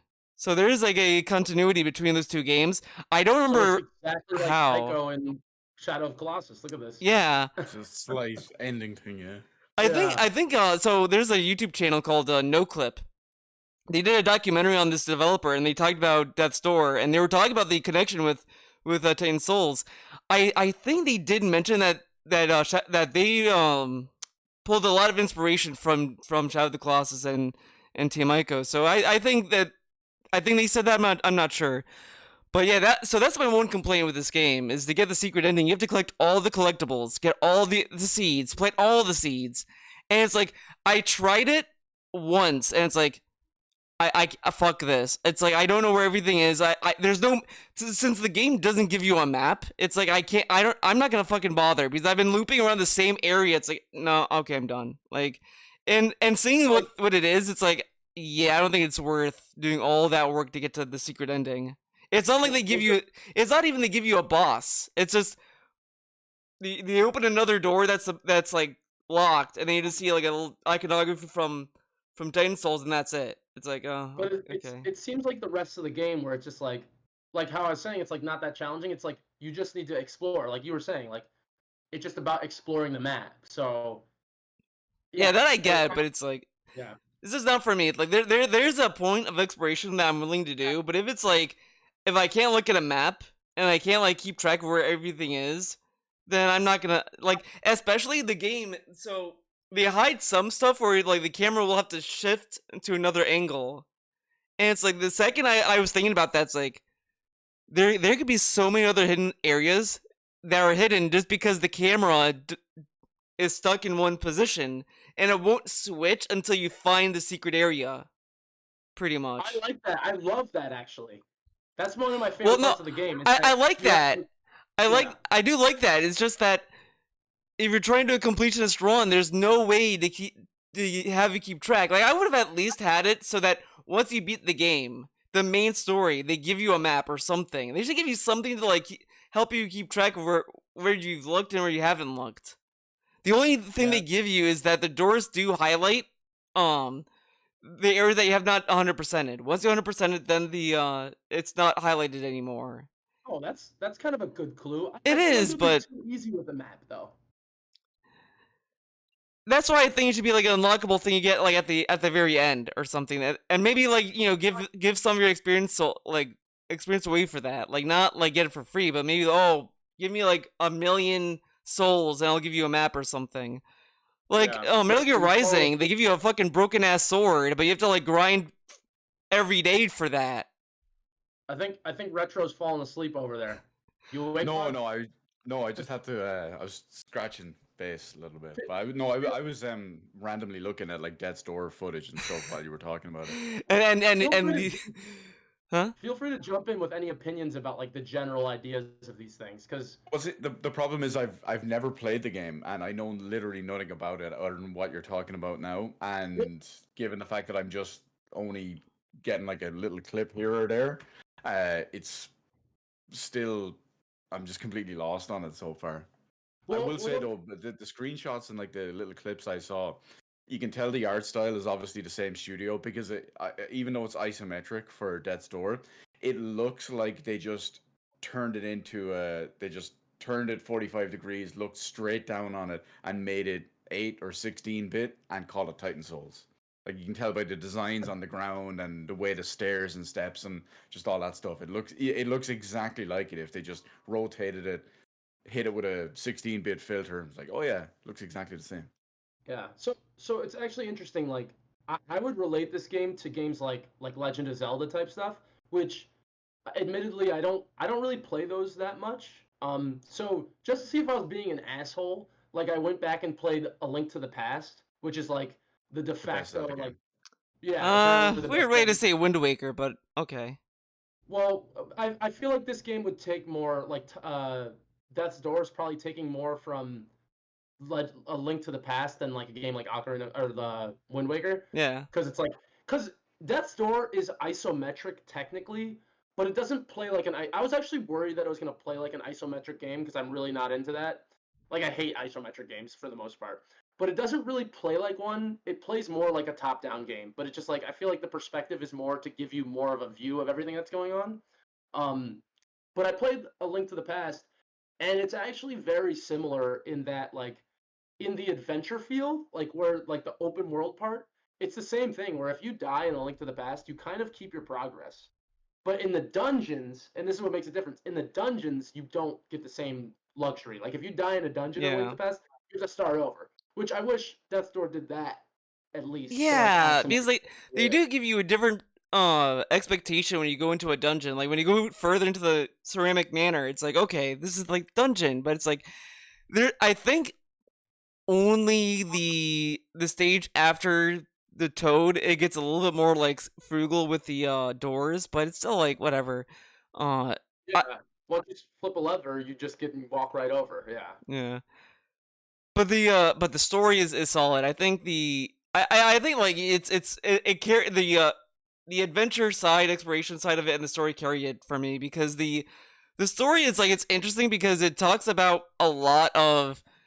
So what's going on is that you're reaping souls, but but all these other people have made a deal with the Lord, saying, "Hey, don't kill me," and or whatever. Like so they let these souls fester pretty much. So these souls are just continuously living, and they're getting corrupted as they get older. So like you see with the grandma, she changed to this like crazy lady that wants to turn everyone's head into a pot. All this stuff. Like I don't necessarily remember exactly I think the role of the crows at this point is to keep whatever like scam or whatever that the Lord is like doing. I don't remember exactly the whole like detail of it, but there's something going on there that's like, oh, there's some deal that they made with certain souls that they're not gonna get reaped at all. The souls I think power the doors as well, so like whatever. Uh, I think it gets better as it gets on. Well, let's just talk about to the place where we've gotten so far. All right. Since you like don't remember it anyway. Yeah. And I haven't seen it. So like where you've gotten to I just got to the toad, to like the frog dungeon. Yeah. So like I don't know. So at this point, like you just like I beat the grandma. right. So did I, and I haven't fought the Frog King yet. Have you? No, not yet. Not yet in this playthrough. No. Yeah. I don't know. I just like something else I want to say about this is like I'm kind of sick of RPG elements in games because like I'd rather they just give me all the like stat boosts or whatever and then just balance the game so that it's like it starts off kind of easy but then it becomes harder because like retro. Cuz like it's like this game in like Yakuza, right? I feel like the RPG elements are pointless because it's just like I don't use any of the stat points until like I need them. Does that make any sense? Like in Yakuza is much worse. Like in Yakuza, it's like you get to a boss and you're like, I can't really beat this, so I'm just gonna spend all my stat points now. Like that's at least how I play it.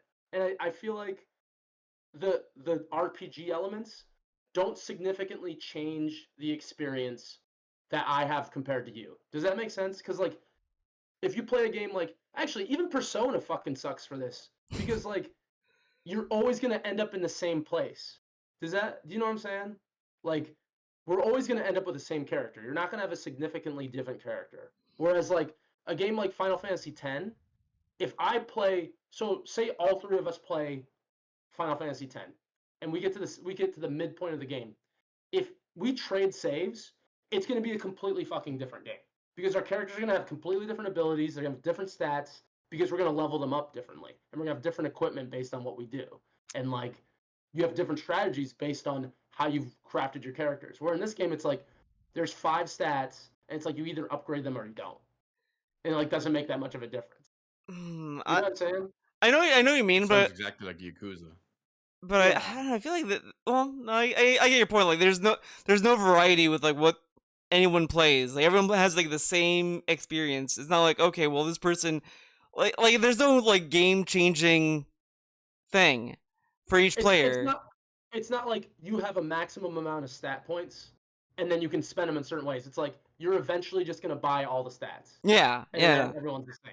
You know No, what I mean? yeah, that's what I'm saying. Like, there's nothing like if yeah, I know what you mean about about that because I feel the same way. Like that's why I got like tired, and I think I finally think this is kind of out the door. Finally, is the fucking skill trees every game was doing.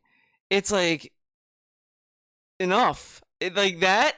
The shooting numbers. That's also like is like leaving. Now we're fucking stuck with this fucking mod gear fucking bullshit where it's like, oh, Yeah. you gotta get the gear, right, man? Oh yeah, this gear. Like I played Strangers of Paradise, and as much as I want to like that game, the game is fun, but the fucking menus, I hate it. I fucking hate the inventory.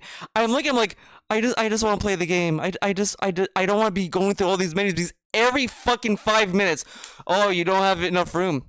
Clear out some room. Yeah. Okay. Oh, look at 50 million fucking level 5 gear you don't need as level 20. Oh, cool. But wait a second now, because, okay, so I don't like when games do stuff like that, when they're just checking a box off, and they're just like, okay, we have a skill tree in this game just to say we have it, and it's like not well thought out. But I think some things like that can be good, and to bring this into something that's a current event, I don't know if someone just said this, or it's actually going to happen, but I heard something about someone saying they're going to get rid of the inventory system in the new Resident Evil 4, which I thought was a great part of Resident Evil 4.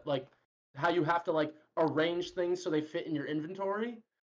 No, that was great. Why would they get rid of that though? That was fantastic. That's what I'm saying. They might get rid of it because they're like, people don't want to deal with this. I don't know. I heard that. I don't know if it's bullshit or not. I feel it's bullshit because they went out of their way to add it in Resident Evil 8. So I don't know why they have it in 8 and it. Okay, you know what? Actually, it might be for the best because. No. Listen, I played Resident Evil 8 and when he did that, I have no faith in that studio doing that attaché case good again because Resident Evil 4, it felt like that you could fit anything in any size attaché case if you're good enough. It felt like, okay, you can actually do whatever. You cheat the game. It feels whatever. In 8, it's like it just removes that aspect of it. Like it's like, yeah, you could do it, but it's like, yeah, I know this isn't gonna fit. Oh, it doesn't fit. Okay. What specifically is different? Like I didn't play 8, but I just remember in 4, it's like you have to be very intentional about what you're keeping on you and plan ahead. But yeah, go ahead. It's so you know you have different guns and they kind of change the shit the amount of boxes that the gun takes in Resident Evil 4, it's like unique to each gun, and it's like some might take just a single row of boxes, some might take double row of boxes, some might take whatever. In Resident Evil 8, they all have a generic shape to it that just rounds it out pretty much. I don't know. It just I'll have to play it again to look at it, but I just remember playing. I'm like, this doesn't really have the same impact as Resident Evil 4 had. Based on what you're saying, it sounds like everything is the same. So it's like, okay, you have to choose one gun because it fits in this amount of space. Like every gun fits in that amount of space. Yeah, shotgun's long. It's more so that every regular handgun is, let's say, 2x4, and every shotgun is 2x8. So yeah, so you can still have multiple ones. They just every shotgun will be the same. Whereas in Resident Evil 4, you've got the big pump action shotgun. It's a big long motherfucker. Or then you've got the what is it, the riot shotgun or the strike or whatever it's called. It's a little short dude. Right. But it's still a shotgun. But whereas in say Resident Evil 8, every shotgun is physically the same inventory size. Right, which sounds like what I'm saying, where it's like they didn't think it through as much as they did in 4, right? Yeah, yeah. At this point, if they don't have it in the remake, it's like I wouldn't care because I don't think they would do it correctly. It's just this because they tried that with Resident Evil 2's remake, and it's just it was more annoying than oh wow, I have a limited resource. Because it just felt like that they just took too much away from the player. It's like, oh yeah, you need to get that pouch. Oh it's locked. Oh, Mr. X is coming by. It's like, oh, okay. And you know, it's funny. So they gave the next gen update for Resident Evil 2 and 3. So I put in 2, and I fucking agree with Neural so much.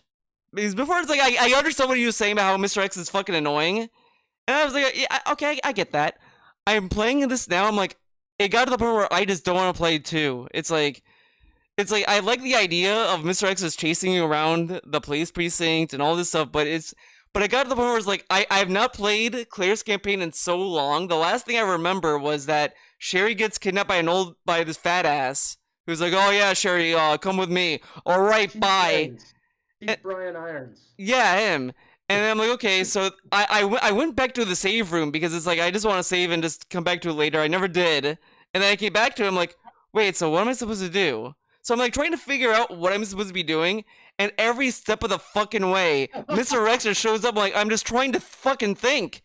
And it's like it's not even like scary, it's like, alright, he's over there. I'm away, okay, I can like look at the map. Okay, I need to go over there. Oh, Mr. X is there. Okay, cool. Alright. Oh, I need to go over there. Oh, cool. Liquors are here. What's this got to do with the inventory system? This, well, no, I was talking about the inventory system of Resident Evil 2 being like kind of annoying, and then I know. I'm just messing. It's just so funny how far off track we got. We went. But at least with the Resident Evil 4 remake, as long as they don't drastically change the inventory system, they can essentially just copy and paste with the attaché cases and the physical size of all the guns and all, unless they drastically mix it up. But like what Theo was saying, he was worried about them completely destroying it and just not getting it right. As long as they stick with the same idea that they had in original 4, That's it what I'm should saying. just be all good. Why would they axe it when they already have the information? Like you already have it. Well, I mean, you never know these things. Yeah. Some remakes go all over the place and they just don't work well. it's a weird line that you have to draw with remakes because you either want to remake the experience and give it the same experience, the same thing, or you want to just remake it completely and do things differently. Like Final Fantasy VII remake, like that one, like they just changed the game completely. Like it goes off the rails by the end. It's not even a remake, really. Yeah, but just decided to make it shit. But you could argue like, well, it's a remake because they're not giving you the same game. They remade it to something else. The quality of it, of you liking it, is irrelevant to it being a remake. I haven't played the game. I don't know if you have either, but like I'm not really interested in playing it. But I heard that like this game, the original, like in Final Fantasy VII Remake, the original Final Fantasy VII game happened already, and now like fairies have gone back in time to make sure it doesn't happen again or something, or like to rewrite the timeline. It's kind of like the Final Avengers Endgame storyline, I think. So yeah, so I heard about this and I always okay. So I was playing Final Fantasy VII. I got to the Hell House. I gave up on that game after that. It's like okay, fuck this fight. But wait, what part in the new one or the old one? In the remake. Oh, okay. But Hell House is just a regular enemy in the. I know. I was gonna say like yeah. Oh, okay. But so I got that. I gave up. But and after that, I kept hearing like there's one person I listened to because I like his opinions on some things. But he was saying like, yeah, I liked it until like the ending. It became like an anime story, and it's just dumb. Like, and he also brings up like he's tired of all these stories being meta commentary on like as well. And I'm like thinking like, oh, because I'm like thinking. I know what the fuck this game's gonna fucking do. Oh, Aerith doesn't die. That's why it's so fucked up. It's like, fuck off. Like, come on. they made it just. Wait, go ahead. No, you go. I was just saying they made it just to keep her alive, and I gotta say I fucking hate these anime ass stories. It's like, especially Square is just the worst. Kingdom Hearts should just all be burnt to the ground. It's nonsensical. Fucking nonsensical. Absolutely, dude. See, this is why But here's the thing, though. These stories have always sucked. It's just that people had to read them, and they just kind of ignored that they suck. Because, like, okay, like, even, like, Final Fantasy VII does not have, like, a great story. But there's so many weird things that happen, and it's just, like, fun that, like, you're really ignoring the actual story and what's happening. I don't know if anyone really appreciates it, but to me, I'm like, oh, now we're in a fucking... Cloud is dressed in drag, and we're smashing some guy's face in that's a dirtbag. Like, this is hilarious, and you're only paying attention to the set pieces that happen. Like, one of my favorite parts in Final Fantasy VII is when you sneak into that parade, and that song is like dun, dun, dun, Oh, dun, Junin, dun. yeah. It's fucking awesome. But when you're really thinking about what's happening in the story, it's so fucking stupid. But it's like easier to ignore because like you're projecting whatever you want onto the game instead of like they have these voices and all this shit, and it's like all these long directed cutscenes. But those stories always sucked. Which Retro, I want to ask, did you get to that part in Final Fantasy VIII that I was talking about? Oh yes, that is hot garbage and a half. Like, I mean, even Storm said it in stream chat at one point. Once it basically gets to that part, the story just falls off the rails, Oh. and it just he's not even sure that, and I completely agree with him. He's not even sure that it's if anything can save it at that point. I had completely forgotten about that until you mentioned it because I haven't played it in so long. But oh my god, once I got to that, it was just, well, this is not even convenient. It's like, this is stupid. Or actually, I mean, it gets to the point where it's like it's time traveling sorceress, compressing space, time, past, present, future. Everybody living in the same thing and growing up, and just conveniently every single person forgetting about it. Yeah. And Theo, Now- have you it's played Final just- Fantasy VIII? I want to put a little pin on this, and Okay. just go back to like Death's Door for a bit, wrap this up, so we can just end the official show, Oh, and then just talk go shit? into the after show. Okay, so the gameplay is great. We have our own opinions on it. I'm looking forward to the next time we talk about it because hopefully we'll get further in. I do want to try to maybe try to rush to the end of this game by next Game Club, but I'll see what happens. Yeah. I do think that when you get to the bot, like this boss fight that's coming up, I think this one might be one of my favorite boss fights. This one and the last two are my two favorites of this game. So Okay. that's all I gotta say about that. Yeah. Yeah, I agree. I mean, I think the game is very, very well made, and like, if you like Zelda type games, absolutely give it a try. My only problem with it is there's nothing that makes you. There's nothing inhibiting your progress. So even if you die at every turn of the way, you're still gonna make progress in the game. And I just want there to be some kind of stakes. So I don't really care for it. I'll keep playing it, obviously. But like, if they just made a mode where it's like you don't save your progress until you get to a door, it would change it entirely for me. But like the way it is now, it's like you can die and it's not even a penalty. It's almost a reward to die because you get all your health back, and then you can now just sneak through the level because you already flipped all the switches. That's my only problem with it. Otherwise, like like Retro said that he thinks A Link to the Past is one of the best games. I think you should absolutely give Death Door a try. Like, I think it's worth a try. So But I got a know that question caveat. for Retro then, and then we can move on to the after show. Would you want to come back next Game Club to do Death's Door as well, or you figure something else out? Because you beat. It depends. I'd say unless you guys are going to play Titan Souls as your next one, I'd say it's probably better to just go for something completely different the entire time. That would make a bit more sense. Like, Okay. I don't know what you've decided on Well- for your own games next. Well, no, I'm saying like because we're not done with it, we're gonna talk about it again next time, and Oh. don't want you to come in and be like, "All right, guys, welcome to Game Club."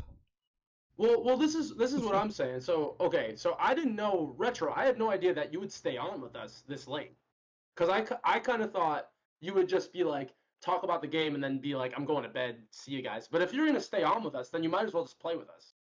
I mean, I can do that. I don't mind that. Okay, yeah, definitely. Like if you just want to, you could just join us every time now and just play the same games as us. Yeah, see, I didn't realize you were going to do for your next one. You were going to continue on with that story. I thought it was just going to be one and done. We do it until we beat it usually. Yeah. So. Or until we both say fuck this game collectively. Yeah, like Sparky's Revenge or whatever the fuck that game was. I beat Spectacular Sparky, bitch. Oh yeah, I didn't. What was the game? There was a game that we both were like, "Fuck this game," and we didn't beat it. I don't remember what it was though. It was a while back. I'll have to look at the videos. Well, it can't be that good if you can't remember it. So I mean. Yeah, it sucked.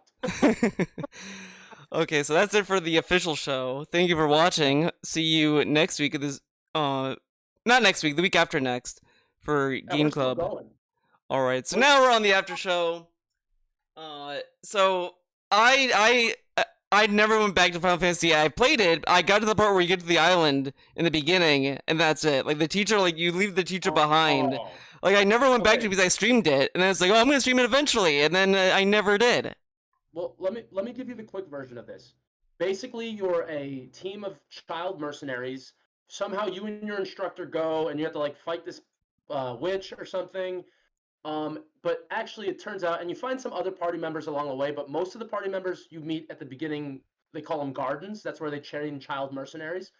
And you go through the story, and eventually you get to a part where you're at like an orphanage, or you end up at like the witch's house. And the witch used to have a different name, and every party member in the game was raised at the witch's house, and as children.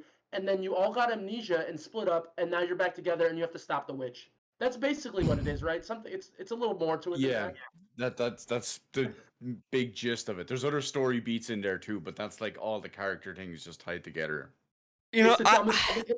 Everyone forgot they were raised together, even though every single person was raised together. I kind of wonder if because I think the only good Final Fantasy story I feel would be the ones on the NES, like Final Fantasy 1 through 4, because 7 I think was Sakaguchi, but Sakaguchi left Square because of the movie Spirits Away or whatever the fuck, and then we got whoever we got. But I was gonna say, like, even before this, the only reason why I like to go along with what you were saying, Charles, how Square can't tell good stories anymore. That's the one thing I loved about Strangers of Paradise. The story is so dumb. There's no way. No way. I refuse to believe that they wrote that story thinking, yeah, this is a good story. Because I feel like they knew that this was trash, and they just like, yeah, fuck it. Yeah, he's gonna be mad all the time because, like, there's no way. Because look at Kingdom Hearts. There is a degree of like them thinking this is a story that people are gonna love. But this is like, it's so fucking dumb. There's no way. Not even the developers know that this story is dumb. Because, like, the way that everything is filmed, the way it's written, it makes no sense for anyone to say this is, like, they put effort into it. Because there's a line where a guy's like, I'm gonna tell you why I'm doing this. I don't give a fuck. Bam! And it's like... Yeah, and he just kills him. The only reason I know anything about this is because of Donkey's video on it. So I laughed at it, but like, I understand that might have been deceptive editing. It's that bad. It's as bad as Donkey makes it seem. It's great. I love it because like I made this joke many times. We all have a Jack inside all of us because he's pretty much he skips cutscenes. He's the kind of gamer that he would just be like, okay, you don't give a fuck. All right, yeah, because like it's fantastic. I fucking love it. Like, every fucking scene is great. There's a scene where, like, the cast, like, yeah, you know, they don't believe Jack's vengeance against Chaos or whatever. They were like, yeah, okay, whatever, dude. This guy's he's right. Chaos is real. And he just and then it cuts to seeing him walking, like, laughing, like, what's so funny? I knew there was chaos. You all didn't believe, but I knew he's out there. It's like, okay, like, dude, I maybe I'll like this game. Is the gameplay good? The gameplay is great. I love the gameplay. It's just the fucking Devil May Cry inventory is garbage. It's like it's more like Neo than Devil May Cry. Neo. But the inventory is fucking it makes me cry every time. It's like, all right, let's start a mission. Hey, oh, you got all this cool armor. Oh, wait, no, go back, empty your armor. Oh, okay. You have to go through menus so many times, and it just takes you out of the gameplay. It's like, come on, like, there's co-op as well, which is fun. I like the co-op of it as well. It's just that inventory is so fucking bad. I hate it. The gameplay is great. I love the story because it's just so unapologetically dumb. Like, literally a guy is talking, and he's just like, okay, enough of that. Where's Chaos? We're gonna kill him. It's like, okay. Like that in that scene where it was in the, like, I thought someone shitposted it, where it's like he says something that he puts on his MP3 player and walks out. That's an actual scene, and he turns on music and walks out. And I'm like, this is fucking great. I love this. All right, I might have to play this game. Have you played this game, Retro? No, it doesn't look any good to me. It's not my kind of game. It's not like a fantastic game, but it's just a dumb fun game that's like this game it was exactly made for like the PS2 era of a game is this game. Like a game that's been poorly localized pretty much. Oh yeah, I gotta play this. This sounds fucking hilarious. It's I didn't know great. it was like, yeah. Well, isn't it supposed to be like the prequel for all of? Yeah, It's kind of like a remake of Final Fantasy 1. I think Oh. I think I know the story. I think the main character Jack becomes chaos because like all these people like they get like angry or whatever the fuck, so they become demons or whatever. Like the first boss you fight, she joins your party because like you freed her from like feeling like shit or whatever. It is like pretty much like the most generic story of friendship that you could have, which is great. The beginning is just the first scene you see is literally just Jack walking down a street, turns around, a guy's following him, and says, "Yeah, man, what's up?" And then you just fist bump and they walk on. It's like, okay, they're friends now, I guess. Sweet. And then he sees this king like telling him like, "Jack, you're so great. You're gonna fucking kill the bad guys for us." And all this stuff sucking his dick, and he's just like, and every time he's like, he hates it. He's like, there's that scene where like he says, "Oh, and there's more." He's like, "There's more." Oh my god, does this guy stop? Like, he's pretty much saying, does this guy ever stop talking? Enough. Can we just move on? There's a scene later on, he's walking down like a street. A woman stops him and she's just like, "Oh my god, what?" Oh, it's just like, this guy is like needlessly angry to everyone. It's great. I just love that he's relatable when you just sit through a 2-hour cutscene and you're just like, enough, shut up, move on. Yeah. I don't know. I'm looking it up, and it's like it's Team Ninja. I gotta say, their hack and slash games for the past like almost like 10 years have been very mediocre. I think like Ninja Gaiden Sigma was like the last one that was good. Didn't Sigma 1 and 2 were pretty good. Then 3 sucked because of nonsense. Then they tried to make it better on the Wii U. But And they made that fucking awful Metroid game. Oh. Oh yeah. Oh, But they did Neo Which though. one did they make? Was it Other M? Yeah, Other M. Oh, that's no. I like it every so often there's someone trying to rehabilitate Other M back into like the spotlight, and every time someone tries it is just a string of comments saying, "Don't fucking bring up this game. This game's shit. Don't talk about this game." Okay? It's perfect that you mentioned that. There's a rumor going around today that they're remastering Metroid Prime 1 and releasing it on Switch later this year. Not the trilogy, just the first game. And I clicked into the article earlier today, and it was like 56 comments or something like that. There was literally one guy said like, "Oh, Snorefest, come back to me when they're remaking Other M." And I'm like, Oh, that's bait. this guy had like minus 17 downvotes. This is They like don't someone even saying, fucking "Oh, read I that." love Skyward Sword. What a great Zelda game." Like, shut up. Exactly. It's just, but you were talking about the Final Fantasy VII remake story and like how it's told differently and like time travel and stuff as well. I'm not gonna spoil anything, but if you've seen the reveal of Part 2 that happened like last week or whenever it is, they basically tell you how it's being done, and it's really, really fucking stupid. I think Square is just fucking of trash now, because like literally when they Pretty first much. announced the remake, because like this was a thing that was first a tech demo for the PS3, and they're like, "Oh yeah, this is not a game, this is a tech Yeah, I demo," remember. and then like people kept hounding it, like, "All right, we're gonna do it." Then they're like, "It's gonna be episodic." What? Okay, there's gonna be 2 parts. Like what does these words mean? Like what? How does it being episodic mean anything? Like, because episodic would imply, because this is the same bullshit Kojima did with MGS5. MGS5 is gonna be episodic. Like, are you saying like we're gonna buy a Buzzword. season pass and there's gonna be like 3 downloads? Like what? And it's like, no, it's gonna be games, but it's gonna be in parts. Okay, then that's not episodic. That's not exactly what you mean. You're just throwing buzzwords at this point.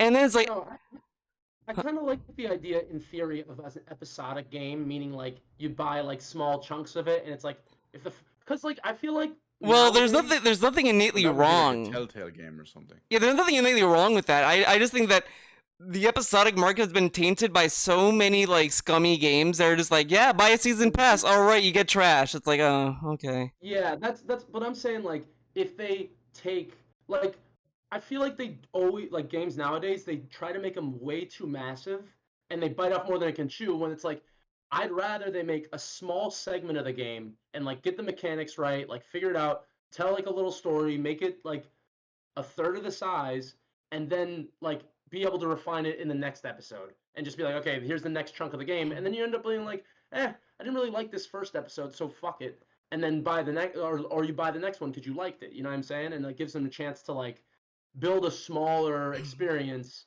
that's more polished rather than being like, let's make everything and like check off all the boxes of like what we want. You know. But I was I think the big problem comparing that to Final Fantasy VII though is that it's remaking an existing game.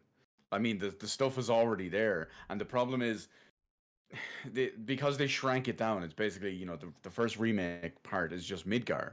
The problem with that is to drag it out to make it feel more substantial for only being the first 6 hours of the original. They put in all these like other bullshit scenes. Like half the game, if you exclude the last two chapters, half the game in the remake never happened in the original, or else it was something that was one or two little scenes to just, instead of crawling through an air vent and walking through one walkway, it's now a giant whole chapter that will take you 4 hours and like just go through so many different ones. And like you said, the Hell House is now a boss, but this goes back into, I don't think it's actually a remake. Like I think it's called Final Fantasy VII Remake, but that's supposed to be some fucking allegory for whatever because the But game. did you see the name for part 2? What is it? It's Rebirth, and it makes perfect sense because I don't know about spoiling or anything. It's like a 20-something-year-old game, obviously, but and they did show it in the reveal trailer for the part 2. So you know, you said how it's like the original already happened and they're commentating on it that way. It's basically like that. If you watch the reveal trailer for the Rebirth Part 2, Cloud is actually sitting there talking to Ares, and he's telling her, it's like, yeah, you died. And she goes, what? I died? It's like, yeah, it happened. Oh my god. That's pretty cringe. He's like, that's so stupid, kind of thing. It's like, there's no way you'd let that happen to me. So I think what they really did, they didn't remake the game. They're trying to be fucking clever with this. The game is called Final Fantasy VII Remake, and that means it's just a different game. It's not even the same game. Yeah, they're just kind of capitalizing. Like it's shit. It's funny. So the reason I brought up like the episodic thing. So they announced that there's gonna be 2 parts. But that latest announcement, they teased a 3rd part, so there's gonna be 3 fucking games of this. Then they announced a remaster of the Crisis Core, that was the PSP game, and it's like Square really is going all in and milking Final Fantasy VII fans. Like they're just going all in. They might as well just say, "Hi guys, we're just gonna just love our Final Fantasy VII fans. Come on in." And it's so funny because it also looks like all these fucking cinematic universe things where it's like, we have 15 movies lined up, but they're just making the Final Fantasy VII universe, which they already did 20 years ago, right? Didn't they make all those fucking movies and all that shit? And like Dirge of Cerberus and whatever. Oh god, that piece of shit. Oh yeah, that's right. They did like Advent Children, which I thought was good when I first watched it. I was like, oh wow, this is a good movie. They never watched it again, and then got bored. I did watch it a second time. I got bored the second time watching. I was like, oh yeah, this movie doesn't rule. It's whatever. Yeah. But I just don't like the nostalgia milking. We should read some of the comments actually. Yeah, I think it's time for comment reading. Yeah. Theo, when are you gonna watch the Persona 4 Golden cartoon? How do we get that on the? So Parrish was doing this a lot in my Discord, which I was tapping in and out of when he was doing it, but he would watch the show. Apparently, in Discord you could do like a watch along, like someone could watch something, then you just kind of hop in and just watch it with them or something like that. And I was like, oh, okay, that's cool. But it was subbed, so it's like I'm like eating. I'm like, I don't want to fucking read subtitles right now. Like maybe when I'm interested, I'll watch it. But it's like I watched the Persona 3 anime, which was like a subbed movie. There's no dub of it. And that movie fucking rolled. It added more to the story of Persona 3, and it was a great movie. Fantastic movie. Persona 4 anime, which I watched, is like boring. It's whatever. It is exactly like the same story from the game. So it's like, okay, whatever. Then I watched a little bit of the Persona 5 anime, and that turned me off from watching anything from the studio because that show is garbage. The animation is trash. It's like, it's so obvious. I mean, first off, the studio's A1, which is like notoriously a shitty studio that overworks their employees. They make cheap shows. They just are terrible at everything. So it's like, oh, okay, like, and it just looked awful. So I was like, whatever. Golden, I might watch. I just don't know why. Like, it's after Bird was telling me, yeah, you should watch the show because it's gonna explain the game more. It's like, but the anime came after the game. I'm like, no, fuck it. No, I'm doing the Atlas way. I'm doing the way that Atlas intended. Play the game first, then I'll watch it because that's how Atlas did it. I'll do it the Atlas way. Is the anime a series or a movie? It's a series. How long are the episodes? Persona 3 is 12 episodes, 20 minutes. 20 minutes? Okay, I'll fucking watch an episode of it with Theo as long as you're okay with me shitting on it the whole time. Oh, I'm fine with that. I mean, the only thing if we were watching the Persona 3 anime, which is a movie, I wouldn't sit through that. It's like, no, this is a good movie. I don't shit on a good movie. You shit on a shitty movie, but not that one. Speaking of movies, yeah, I was gonna bring this up for Final Fantasy VII a little bit because it's semi-relevant. I did see the Matrix Resurrections. The new one? Yeah, the new one. And I'm not gonna say that it's a great movie, but I like the movie. I think it's probably the best Matrix movie that they put out because get the fuck out of here. The first movie is good, okay? The first movie is whatever, but this is why Resurrection is better than Revelation and fucking Reloaded. It's like it knows it's fucking stupid. And it's like, yeah, this is stupid. Like, yeah, that's not a good thing. No, it is a good fucking thing because it's a criticism on all the bullshit that's going on. This is the thing that it's just being ironic. It doesn't work. I don't know if I did a video talking about this movie. I feel like I did, but I wouldn't recommend it. I agree with all of the bad reviews. I do. So like, you know, Retro, you say it's a piece of shit. I agree with you. Okay, there you go. I agree with that. But I do enjoy when a movie's sitting there saying like, yeah, the system is remaking itself and it's stupid. Why is it doing this? Like, you know, should we move on from this or whatever? Like, it talks a lot about that and how like you're giving the same kind of shit. Like, yeah, we need slow motion. People love the slow motion stuff. Oh, we need this because people expect that. And having Neo represent like just a tired executive that's just like, I don't want to do this anymore. Like, can we just fucking do something else and something different? Like, why are we doing the same fucking shit? And the game, and then the movie just ending like, yeah, you know, fuck it. We're gonna make the sky yellow if we want it. Fuck it, you know, whatever. Like that kind of aspect of it is good. I tried to watch that twice. The first time I tried to watch it, I got about 15 minutes into it, and it was literally so bad I had to turn it off. I came back a few days later and can continue on from where I left off. I got maybe about 20 more minutes into it, and I just said, no, I'm done. I've tapped out, and I've never gone back to it. It was so like self-aware and cringe and woke in like the bad way that I realized it was trying to do it ironically, but it was just I get that, but I just kind of like that side of it. It's more of like a hokey version of. Well, I don't want to cringe myself too hard on that. Never mind. I was gonna compare it to Ava, but I don't want to do that. I can't even do that. But the problem is you don't watch The Matrix for that. You watch it for like crazy sci-fi action with a bit of a mental twist at the same time. I just like the ideas that it had. I think that's where what I like about Resurrection. There was more for me to digest and think about than Reloaded and Revelations, where it's like okay, like whatever. And this movie just does stuff that's so different and weird. That's like okay, like I can at least like watch it and just not be bored. Well, Revelations, I rewatched that and it was just a boring movie. It's like, oh, okay. That movie sucks.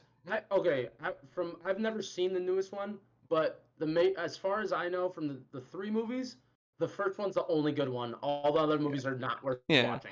I just Pretty think Resurrection is just fun in the sense of like you've seen 2 boring movies, and this movie's like, yeah, Warner Brothers wants to make this movie and it sucks. Like, because there's a whole story about like how Warner Brothers kept hounding like the Wachowskis saying, "Oh no, make this movie. Come on, we'll give you all this money." And then it's like, "Okay, fine, I'll make it." And it's like it's very cynical. I think the cynical aspect of it is like refreshing in terms of like what it could have been if it just pleased the fans. Yeah, that's what I heard. I heard that it's basically like, okay, like was it Lana Wachowski? I don't know which one it was, but Yeah, it was only Lana. one of them came back for it, right? And Yeah. it was like basically they're gonna make this movie anyway. Okay, I'm gonna fuck it up, and that's like what the movie is about. Like, Yeah, because that's really what I heard. Yeah, like because it really focuses on how bad because the main antagonist is a Warner Brothers CEO pretty much. Like they pretty much name drop like Warner Brothers. Like, yeah, Warner Brothers wants this and we need to make sure it has this and that, and it's like that's like the most shitty thing that's like a bad idea that they're trying to break away from. But I do want to also bring this up to steer away from that is I did watch The Sopranos, finish that show, and I started watching The Wire. I like The Sopranos way more than The Wire. I haven't hung my poster yet. Oh shit. Oh, a Wire poster. So I've never sat down and watched that properly. It's so fucking good. I like The Wire, but I kind of got bored in like a long stretch of seasons. It's like I like the ideas, but I couldn't get over just how generic like it feels like a typical like cop show. All right, McNulty, wow. you gotta turn in the bad guy. I am good. Like just McNulty. Every time I heard that, it's just like I'm just like laughing inside. Like his name is McNulty. Really? Yeah, if you think this is like a whoa! Wait, you get into Irish names? Come on. You're really not paying attention if you think it's just a typical cop show. It's not. Fucking far from that. It's unbelievable. I get the appeal. I say typical, like just like as like a light generalization of it, but I do like the show. I do like that that it is a progressive show ahead of its time. Like it does have a lot of stuff that I'm surprised that's in the show when it came out. But I think I like The Sopranos more because it's more enjoyable. I just loved the dream sequences. Feel like fucking dream sequences. Like I just love that you watch a dream sequence. It's like a fucking David Lynch film. It's like. Thank you. Finally. That's 2 episodes late in the series. But the whole show is great. The whole show is fantastic. I love the therapist the scenes with the therapist where they go into like psyche. It does into all its ideas that's like interesting. Like I just loved the slow burn that it causes. Like everything seems like everything matters what happened in the first season carries over to all these seasons as it goes on. It's just like, oh shit, this is happening. Oh fuck. The Wire. I'm not gonna say you're wrong to like that show, but you are 1,000% wrong on your take on The Wire. Like you're just not right. It's so far from a typical cop show, and part of the reason is there isn't a main character in The Wire. It's like you from the way you're talking about it, you're like, oh, McNulty's the main character. There's not a no. I didn't say McNulty was the main character. I'm just saying I laugh at that name every time I hear it's like a generic name. I think of like, oh, I'm making a show about a detective. Okay, his name's McNulty. It's like, whatever. But I will say this though. I don't agree with comparing The Wire with The Sopranos.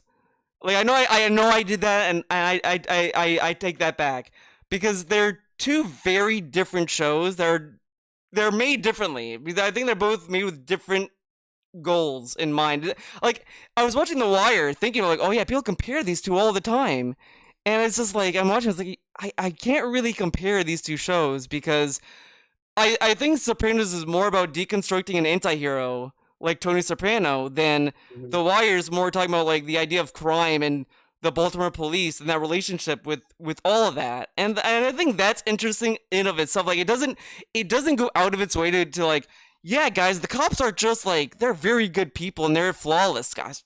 It's like no, it's actually like critical of that too. It's not like that. Like I do love the season where they make New Amsterdam. That Oh, that's whole awesome. shit is like insane. It's like holy fuck, like, this is how is it gonna end? I do love that.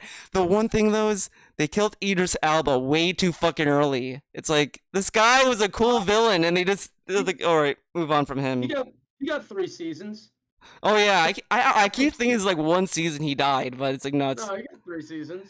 I do like that actor who's in Boardwalk Empire as well. Like I don't remember his name. He was like chalky The guy white. with The big scar down his face. Yeah, the Michael guy with the Williams. scar on his face. Yeah.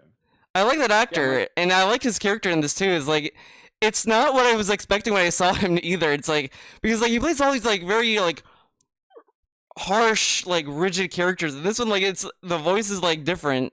It's I don't know how he's to still, like, describe it. fucking- He strikes fear into everyone in the neighborhood, though. Yeah, and I love that. It's like the scenes where he's walking down the street. It feels like a slasher movie where he's like, oh fuck, he's going down the street with a trench coat, like he's whistling. It's like this is a scene from a horror movie, pretty much. I think he's more supposed to be like a Western character. Yeah. Like he's supposed to be like an outlaw from a Western, and you see that a lot when he's dealing with that other hitman, Brother Muzone. Oh I don't know yeah, if you remember the part. I think I 'cause do. It's like they have a standoff and all that shit. Yeah, he's supposed to be Omar. That character is actually supposed to be more of like a mythical thing, like where he's like, because it's like one guy, and they're all like every drug dealer in Baltimore is like we can't get him.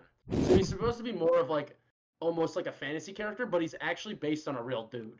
So it's interesting with The Wire. I think you should check the show out. It's called We Own This City. Oh yeah, I heard it's the David Simons follow up or whatever. Okay, because it has a lot of like the same actors from Yeah. The Wire that show up in it, and that Yeah, was I actually really good. think The only thing is that it tells a story in like a very disjointed way. Like it goes between like two time periods, and it's like I just kind of wish it was more linear because at some point it was like I was confused as like, is this now? Is it before? Like they try to tell you, but it's like that's whatever. But that's still a good show as well. Yeah. What you should do if you need to check out like alternate cop shows and stuff like that. There's one from the early 2000s called The Shield. It's Yeah, I think that's good. yeah, I mean that's really like gritty and I it's tried more to. so about like the cops being corrupt at that point rather than it just goes to show like what they do to get stuff done and how they cover themselves up and just other stuff. It's really good. At least the first, I think it's 4 seasons long, but the first like 3 seasons are really really good. They get into that a lot with The Wire, and even also in The Wire, they talk about. So The Wire is about just like the city of Baltimore, but it shows like how the cops affect like the cops in the drug trade like affect politics, like the schooling system, and then in the last season, which is the weakest season, they talk about like the media, and it talks about how all those things intersect, and it's like Okay. the thing that's so brilliant about The Wire, and you have to really pay attention because like everything that happens is important, and there's things that will be set up in like the first season that don't pay off until like 2 seasons or 3 seasons later. It's really. It's just like The Sopranos. I don't agree with that. It does the same shit there. It What? does. There's stuff in The Sopranos that they build up, like they Name sprinkle one it thing. along the Name one show. I mean, I have to watch it again. Like I the just whole don't think rivalry that's the between Wire. Tony and the guy who dies at the end. I mean, that paid off. I They, don't know. they start talking in season 1 and then it just cuts off in the middle of a sentence at the end of the last You know what? episode. Okay. That's setting it up. I'm gonna say this. I like that ending of The Sopranos. Yeah, I'm fine I with think that ending got a lot of hate because no one was ready to deal with an ending like that. Because I thought it was very clever and like letting you think what happened, and it's like, oh yeah, like you don't need the fucking ending to be like put a nice bow on everything. Like I just loved how it ended. It's like, oh, what happened? Oh, did she die? Did she make it in? Who People have knows? issue with closure. Yeah, but you don't need like the story to hold your hand to closure. You can get closure just by using your brain, just by thinking Yeah, about it's it. Some people have issues with Yeah. it. It's like, oh, I need closure. But it's also fun to debate it and stuff. So. Yeah, that's why it's great. That's why Sopranos is a fantastic show. Wait, Never so never watched it. back to comments though. So I hope Son of Quan is still here because I think this is talking about Persona, and they say hard mode is more difficult than merciless. Oh yeah, Is that's that- Persona 5 because yeah, that's true. Hard Why mode is- actually like makes it like challenging. Merciless is just kind of because both you and the enemy can deal like the same amount of damage if you land a critical or a weakness. So since you know how to play the game and you know how to land weaknesses, it's like all right, bam. Which is why I'm saying it's like hard to do like fusions because you just kill all the fusion fodder. So what? But what's the? I don't get it. Why is hard mode is the hardest or no? Yeah, technically it is because Merciless is basically a lower difficulty, but it just has the crit rate and all that stuff and crit damage like tripled. But the stats and all that stuff are at a lower level than hard mode. Got it. So that's not as interesting as I thought it was. Oh, Also, yeah, I thought. Okay, Whoops. wait. You say this guy's name Parrish? It looks like Perezgi to me. Presky? I don't I fuck. just call him. I just call him Perez. What is his name? Parrish? I don't know. I thought I go with whatever pronunciation. I change my pronunciation of his name every day, so it's like right now it's Parrish. you- Tomorrow's gonna be PP. I don't know. Oh, it's like I would never have guessed that's the name. But Parrish or whatever the fuck your name is, Perry. I fucking love pineapple Perry. pizza. Salami and pineapple all day, baby. I Kyo has I should literally- ban literacy Yoshi. issue according to Yoshi. It's bullshit. Well, I mean, Persona has exploited certain weaknesses in your vocabulary, but you know, hashtag stat check, skill check fail every time. But that's like that's the game being stupid. Okay, that's not has anything to do with literacy. And the game says I learned. So Theo, you love Persona 3 though. Yeah, what it's a Arizona fantastic Gamer game. said. yeah, Persona 3 is great. Like, what's wrong with Persona 3? I mean, oh no, he's No, being no, no, sorry. They said you love Persona 3 Portable. fuck that. No, that person's trolling me. That's a load of shit. Is it? Persona 3 Portable is garbage. I like just look at the fucking game. Persona 3 FES is an actual game, while Persona 3 Portable it's like, all right, visual novel it up even more. It's like, no, fuck that. Yeah. What am I ruining, Yoshi? No, not Yoshi, Storm. That's like way back. It's probably like Final Fantasy VIII talk or something, but I don't know. The tits? because it just comes right off your whole great take. It's thing, only so that Persona could 3 be Portable's pretty much only anything. the tits if you like are such a baby and you want direct command over your party and that's all you cared about. Like you're just such a baby and like I oh my god, I have the AI party members? Oh my god. And then you just like freak out and have a head explosion. I get it, but you know, big boys like real games like FES. I've got a fun one for you, Theo, because you're shitting on Persona 3 Portable. Persona 3 Portable is technically the game that properly got me into the Persona games. Uh-oh. Because I'm very played sorry that Persona- happened. Persona 3 No, but Portable canon confirmed. No, there's a weird reason for it. So back in the day, I played Persona 3 back in like the early PS2 days, but I completely forgot about it. I just remember seeing the box. And I remember renting it at one point, but I don't remember anything about it. I just remember like the name, you know, Shin Megami Tensei Persona 3. And then when it was coming to PSP, I'm like, oh, this sounds vaguely familiar. This would be like an updated version. I'll get this and I'll play that and see how it goes. So I bought it anyway. I put like 5 or 6 hours into it. I'm like, yeah, I really remember this being like a really good PS2 tier RPG. And I said, you know what, I'm gonna wait. And then I went and I downloaded the PS2 classic version of Persona 3 FES, and I started playing it on my PS3. And then shortly after that, I think it was like 6 months later or something, Persona 4 Golden was announced. So I'm like, oh, you know what, I'm just gonna wait. I'll get a Vita and I'll play that. And that's Persona So 4 it Golden wasn't was the first one I played properly.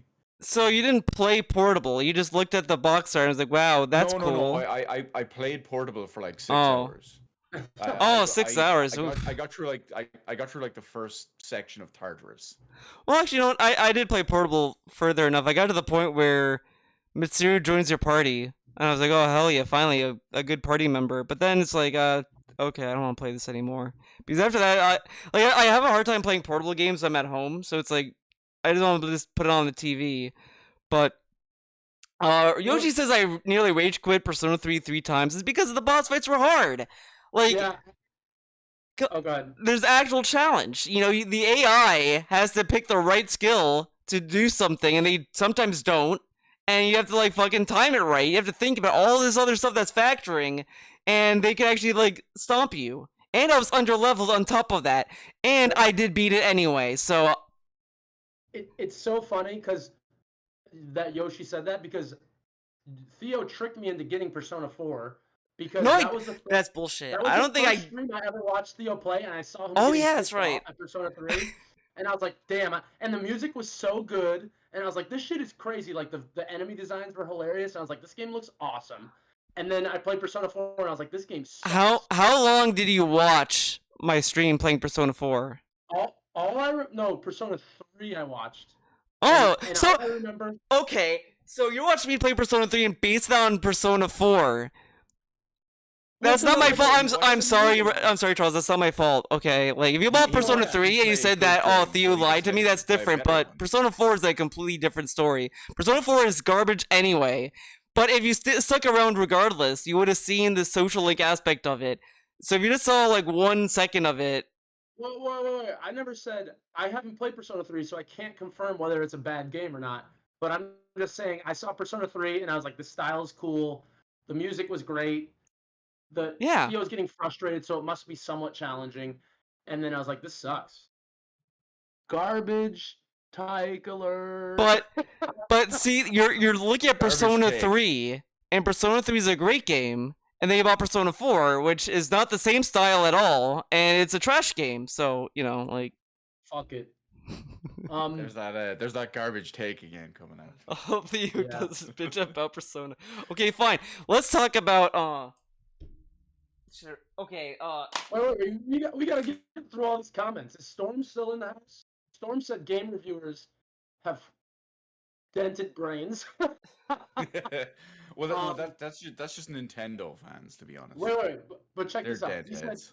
He said reviewers have the dented brains, and then later he said, "You guys are real reviewers now. You compared a game to Dark Souls. So by the transitive property, we have dented fucking brains. Is that true?" You want to see something funny? Because I'm wearing this, right? Watch this. You look exactly like the thing. I exactly get a little bit like of a emoji or whatever the fuck they call it. Well, maybe what's great would be Persona 2. That's a whole different game entirely. That would be even better. I was actually playing Persona 1 the other day. I think Perez knows that, actually, now that I think about it, because Perez, wasn't it you that went and streamed that after I said I was starting to play it? But then I gave up on it very, very, very quickly. Just waiting on Persona 5. That's all that matters. Persona 5 Royal, baby.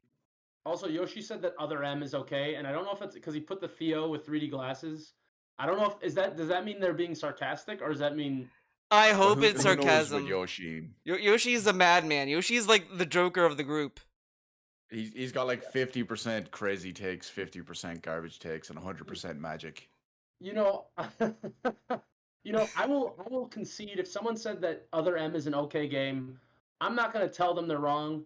But as if you're expecting a Metroid game, it sucks, bad, because it's probably okay as a regular game, but if you take it as a Metroid game, it's like I always say the same thing about Resident Evil 5. It's a shite Resident Evil game, but it's a perfectly average and serviceable co-op third-person shooter. Yeah, exactly. I agree. To a degree, even Resident Evil 6 is the same with that, where it's no. Resident Evil 6 is one of the worst games I've ever played. No, look. Resident Evil 6, actually, now that I think about it, it's been so long, I can't remember, but Resident Evil 6, for the longest time, for like 6 or 8 years, held the title of the worst game I've ever played. Look, I'm not gonna say that you're wrong. No, I'm just saying Retro, you're being ridiculous. It could be a fun game if you just ignore the Resident Evil part of it. Like the Mercenaries mode could be fun with co-op. No, it didn't even play well. Like mechanically, the way it controlled and everything was just poor. I think bad. I don't know. To me, I like the gunplay and shit like that. I just thought the fucking inventory system, that's where it all falls apart to me, because I will say I don't remember the inventory. Oh, it's a fucking nightmare, because if you think about it, it's like, all right, I want to heal. Okay, you have to open a menu, find the herb, grind the herb into like a fucking Tic Tac bottle, then combine that again into the pill case, then press the right Oh. bumper. There's all these inputs for it. It's like, why, dude, why? And it's Yeah, remember it's like using a PS3 menu, just because of all you scroll across and then up and down. yeah, but and it's like shit. it's so many brutal. steps, and it's like this is way too cumbersome. Like if you want the bumper to be the heal, then just if I pick up the fucking green herb, just put that there automatically. Like fuck this. Go to the inventory. Tell the game to put it into your fucking pill bottle. Like fuck that. But I played it recently and I thought it was fun, but it's like not my favorite game. Like I wouldn't say, oh, this game is up there. Like no, it's like trash, but it's like fun trash. I got it for free and I feel ripped off. But it has a zombie Tyrannosaurus Rex, says Just Gamer John, so makes it all worth it. You know, It had a zombie T-Rex. we were Yeah, it talking did. about we were talking about episodic games, and you know it was kind of all right as an episode. I don't think it was released episodically, or maybe it was, but Resident Evil Revelations did an okay job of like being Revelations episodic. 2 was episodic, Yeah. Yeah. and it was like I don't kind of- agree. It was all right. No, No, like Yeah. because It was serviceable. It was like Resident Evil 5. I It like was I serviceable, like but the not as raid Resident Evil mode game. of Revelations 2, but what really Yeah. killed it though were these invisible enemies that had you could not Yeah. tell where they like there's no glisten like the invisible hunters, for example. Like if you look at them, like you could see like a shine to their silhouette, so you can at least know where they are roughly. These enemies, you have nothing. And they could kill you in one hit. So it's like, what? Fuck this. Fuck that. Like one hit kill enemies. They need to be balanced correctly, because if they have an easy time getting to you, then I'm not playing. But if it's like, all right, there's a trade off. Like they could kill you in one hit, but like you have to like, do whatever. Fine. But this one, it's like it's invisible. You don't know where it is, and it could just get you. It's like, oh, cool. Yeah, but I'm saying more from the perspective of like how it was released, because I think I bought it all at once, but I still thought it was interesting, like each segment of gameplay that came in an episode. I thought like Yeah, the but- release Well, wasn't. Yeah, I'm thinking because I feel no, no, because I'm thinking of the co-op mode, because the second if you play co-op with it, the second player gets stuck with trash characters, like because they have Claire and Barry's daughter, and then Barry and Natalie, and if you do co-op, you play as Claire, the second player is Natalie, and all she has is a flashlight, and that's all you do. It's like, oh, Yeah. cool. See, I'm- And then with I'm not Natalie, it's all you do is defending- just point around. It's like, oh, there's an enemy over there, and it's like, I'm this is the not defending the gameplay. game But itself, I know what you mean. but like just imagine it was a good game, and it was like the way it was released. Like this is an episode. This is an episode. I thought it was kind of okay. Yeah, Like, No, yeah. I agree that I thought what it was like one episode you're Claire, then the second episode you're like Natalie or some shit, and you're stuck with shitty characters, and that's what I was like, oh, that's dumb. But it's like, but then I was like, wait, no, you play as like Claire and Barry as the first players. The co-op that sucks about that game in the story Fair mode. The raid mode is fun though. I did like doing the raid mode with a friend of mine. I gotta go. I played a soon. shitload of time with the raid mode and 2 as well. All right, so let's talk about Persona, the whole franchise, 25 years of Persona. So let's Okay, you can get do- started with it. You DSP can do that ta- when I leave, because I gotta go soon. But I do want to show one more thing, and I think Retro will have an opinion on it. Have you seen this thing yet? So- I can't tell what it is. Is it blurry? No, It's I just don't know what it is. It's a Retroid Pocket. It's a Retroid. No, I don't know. It's an emulation machine. Can you? So wait. What does it It's emulate? on there by the looks of it, but I'm assuming what is it like ARM based or Intel CPU or Yeah, it's basically just an Android console, but you can play like okay. you can play up to like even Wii games on it. I don't know how well they work. It's only $100. This is $100. So I'm Ooh. playing Streets of Rage 2 on it right now. It's $100. It can play PlayStation games well. It plays obviously all like the 16-bit era stuff. N64 plays well. It's a lot of fun. I've just been fucking around with it. I just started playing with it, so I only have like some SNES games and some Genesis games, but having a lot of fun with it. What? You did the American meme. What's that? You called it an SNES. It's a SNES. Whatever, dude. It's not an NES. It's a NES. And also, like it's not a Genesis. It's a Mega Drive. I'll call it a Famicom. It's my Super Famicom. Shh, no. I'm gonna call it the MSX. Close enough. Is that even what it's called? Oh, Theo's going all Mr. Metal Gear over there. I mean, Yeah, well, MSX is it's like completely the intro irrelevant. at the start. You know, he's too busy watching Kojima's balls. Whatever, Wow. Retro. Keep playing with your ZX Spectrum. Excuse Yeah, me, play I'm with a it- you Commodore know what, 64 I'm- guy. Play with your Virtual Boy. I don't have a Virtual Boy. You I should have get one almost then. Every console, but just don't have a Virtual Get a Virtual Boy and What play that. That's gonna what be else don't you- Retro's report. Is the Virtual Boy. Yeah, and I Oh, agree All with the you. games. I'm crazy. I might do it. But there's Jack Bros on there, so Oh, That's, now you have a motive. Now you have a motive to play it. Well, true. Everyone's trashing European names for the Sega Genesis on there.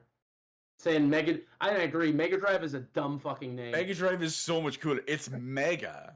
It's mega. That how cool is that? It's Why not ooh, Ultra? Genesis.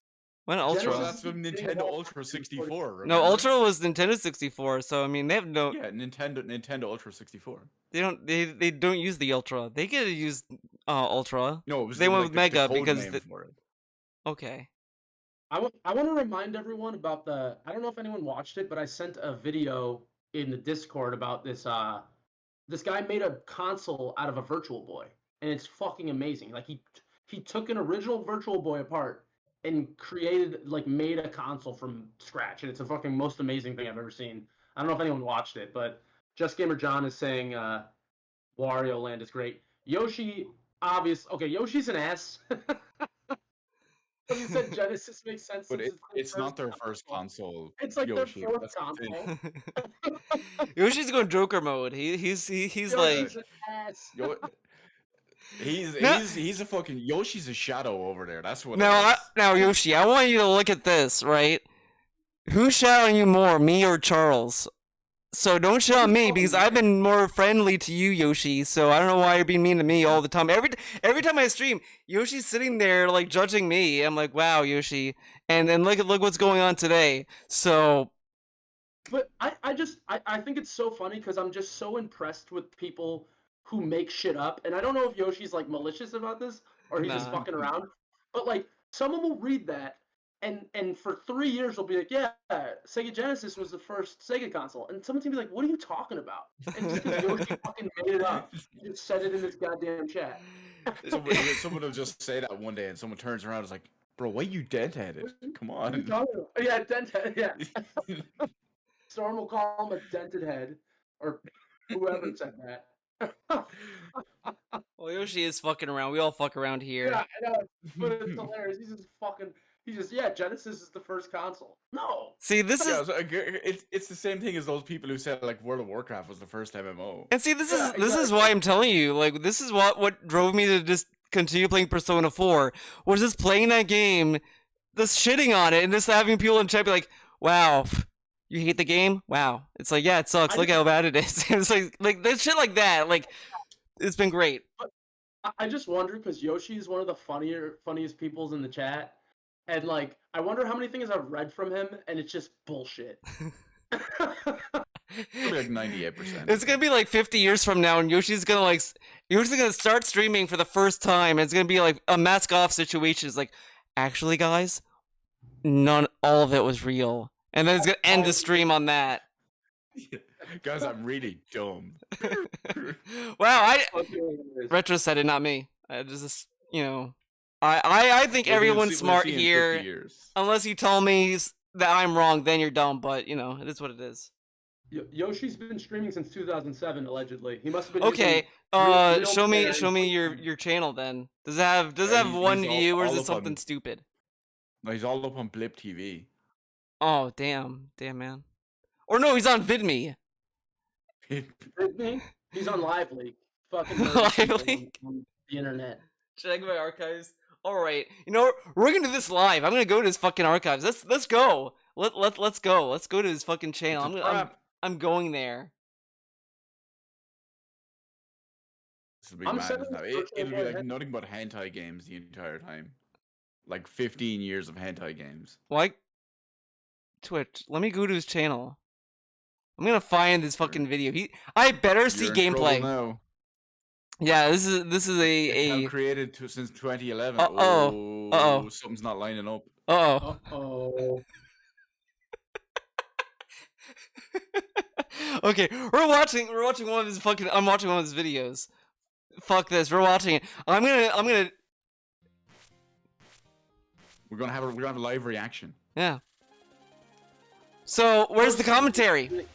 Yoshi, I don't see any commentary. And no one's told even you. talking in your chat. Hentai games. Yeah, God, I don't think this is a real game. I don't think. Okay, you know what? I think Yoshi bought this channel. I think Yoshi saw someone who had this channel and was like, "Hey, I'll give you like $5 for it." And the guy was like, "Yeah, sure, here you go." Punching Kagetsuchi and Lucifer. What is this? SMT3 Like shit. Kagetsuchi and Lucifer. That's exactly. I was gonna say. Okay, he better one shot this boss. Does he one shot it? Wait, so Yoshi streams? Yeah, Put on 2 years blast. ago. I guess he gave up. I don't do Mike. Oh, Well, got maybe trumpeter. it's time for you to do fucking Mike, bro. I could give you one. I have an extra one in my closet.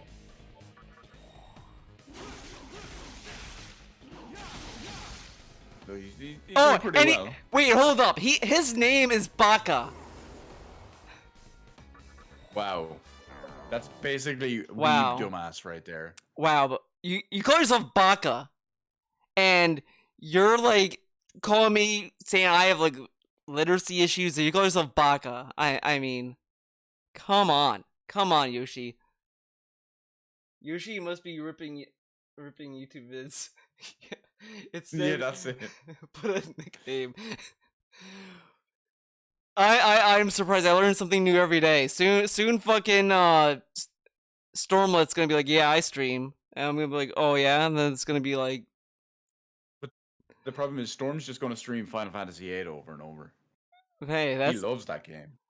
I do like some of the Gonzo nonsense that Final Fantasy VIII has. Like I like how cheesy it is, from what I remember. Like it's just Oh. Yeah, I mean, but that's like what I said at the beginning. It's fun when you can just project it onto it instead of them having their goofy ass, shitty voice acting and their long ass cutscenes. When you're just like reading it and you're like, this is ridiculous. Like you can kind of like put whatever you want on it, you know. But it's like when you watch their shitty scenes, it just makes you sick.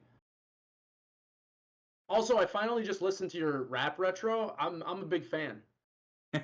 yeah. See, You could you need a little bit I think you should have went over a higher BPM beat, man. I'm just there's a specific one I'm using for a specific reason. Oh, okay. I didn't know. I didn't get the reference. Yes, no, most people won't. Oh, okay. Interesting. But I'm a big fan. But I do have to bail. all right. But good I time. probably should too. Actually, Yeah. it's 1:30 in the morning. Yeah, it's time to wrap Wait it a up. second. We need to acknowledge Just Gamer John's sick fetish over here, and it's time to go. Cutest. But to be fair, Quistis is best girl in Final Fantasy VIII. Oh, Alright. it's Final Fantasy VIII. I was reading. I was like, what is this word? Okay, before this turns into hentai stream, I'm getting out of here. Peace, guys. All right, All right, later. later. So I guess I'm going to bed too, if that's the case, because it's late. I guess I'll pick up Dead's Door in the meantime anyway, and Yeah. I'll do something there. I'm sure it's on sale on Steam, but right. Yeah, I'll leave it there. You can wrap up here, and maybe Yoshim can burn in hell with all his trolling. But, Wow. Wow. Enjoy. Wow. Can you guys fucking believe that? It seems I'm the only one that is like nice to you guys. Jeez. I'm just gonna quit out of Discord. Fuck that.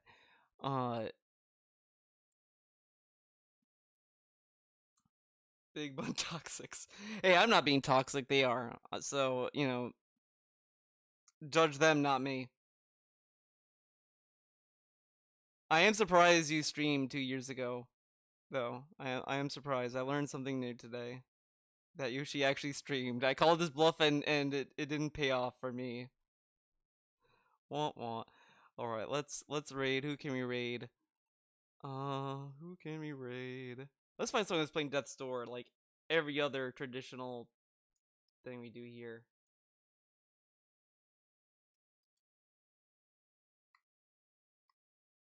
Back on stick cam, dude. Yeah, you could have been, if you kept at it, dude, you're busting your ass back then, you know. You could have been as big as the guy. All right. Thank you for watching this episode of Game Club. Next stream will probably be Persona 4 Golden, unfortunately, but I'm sure you guys would love that. Bye bye.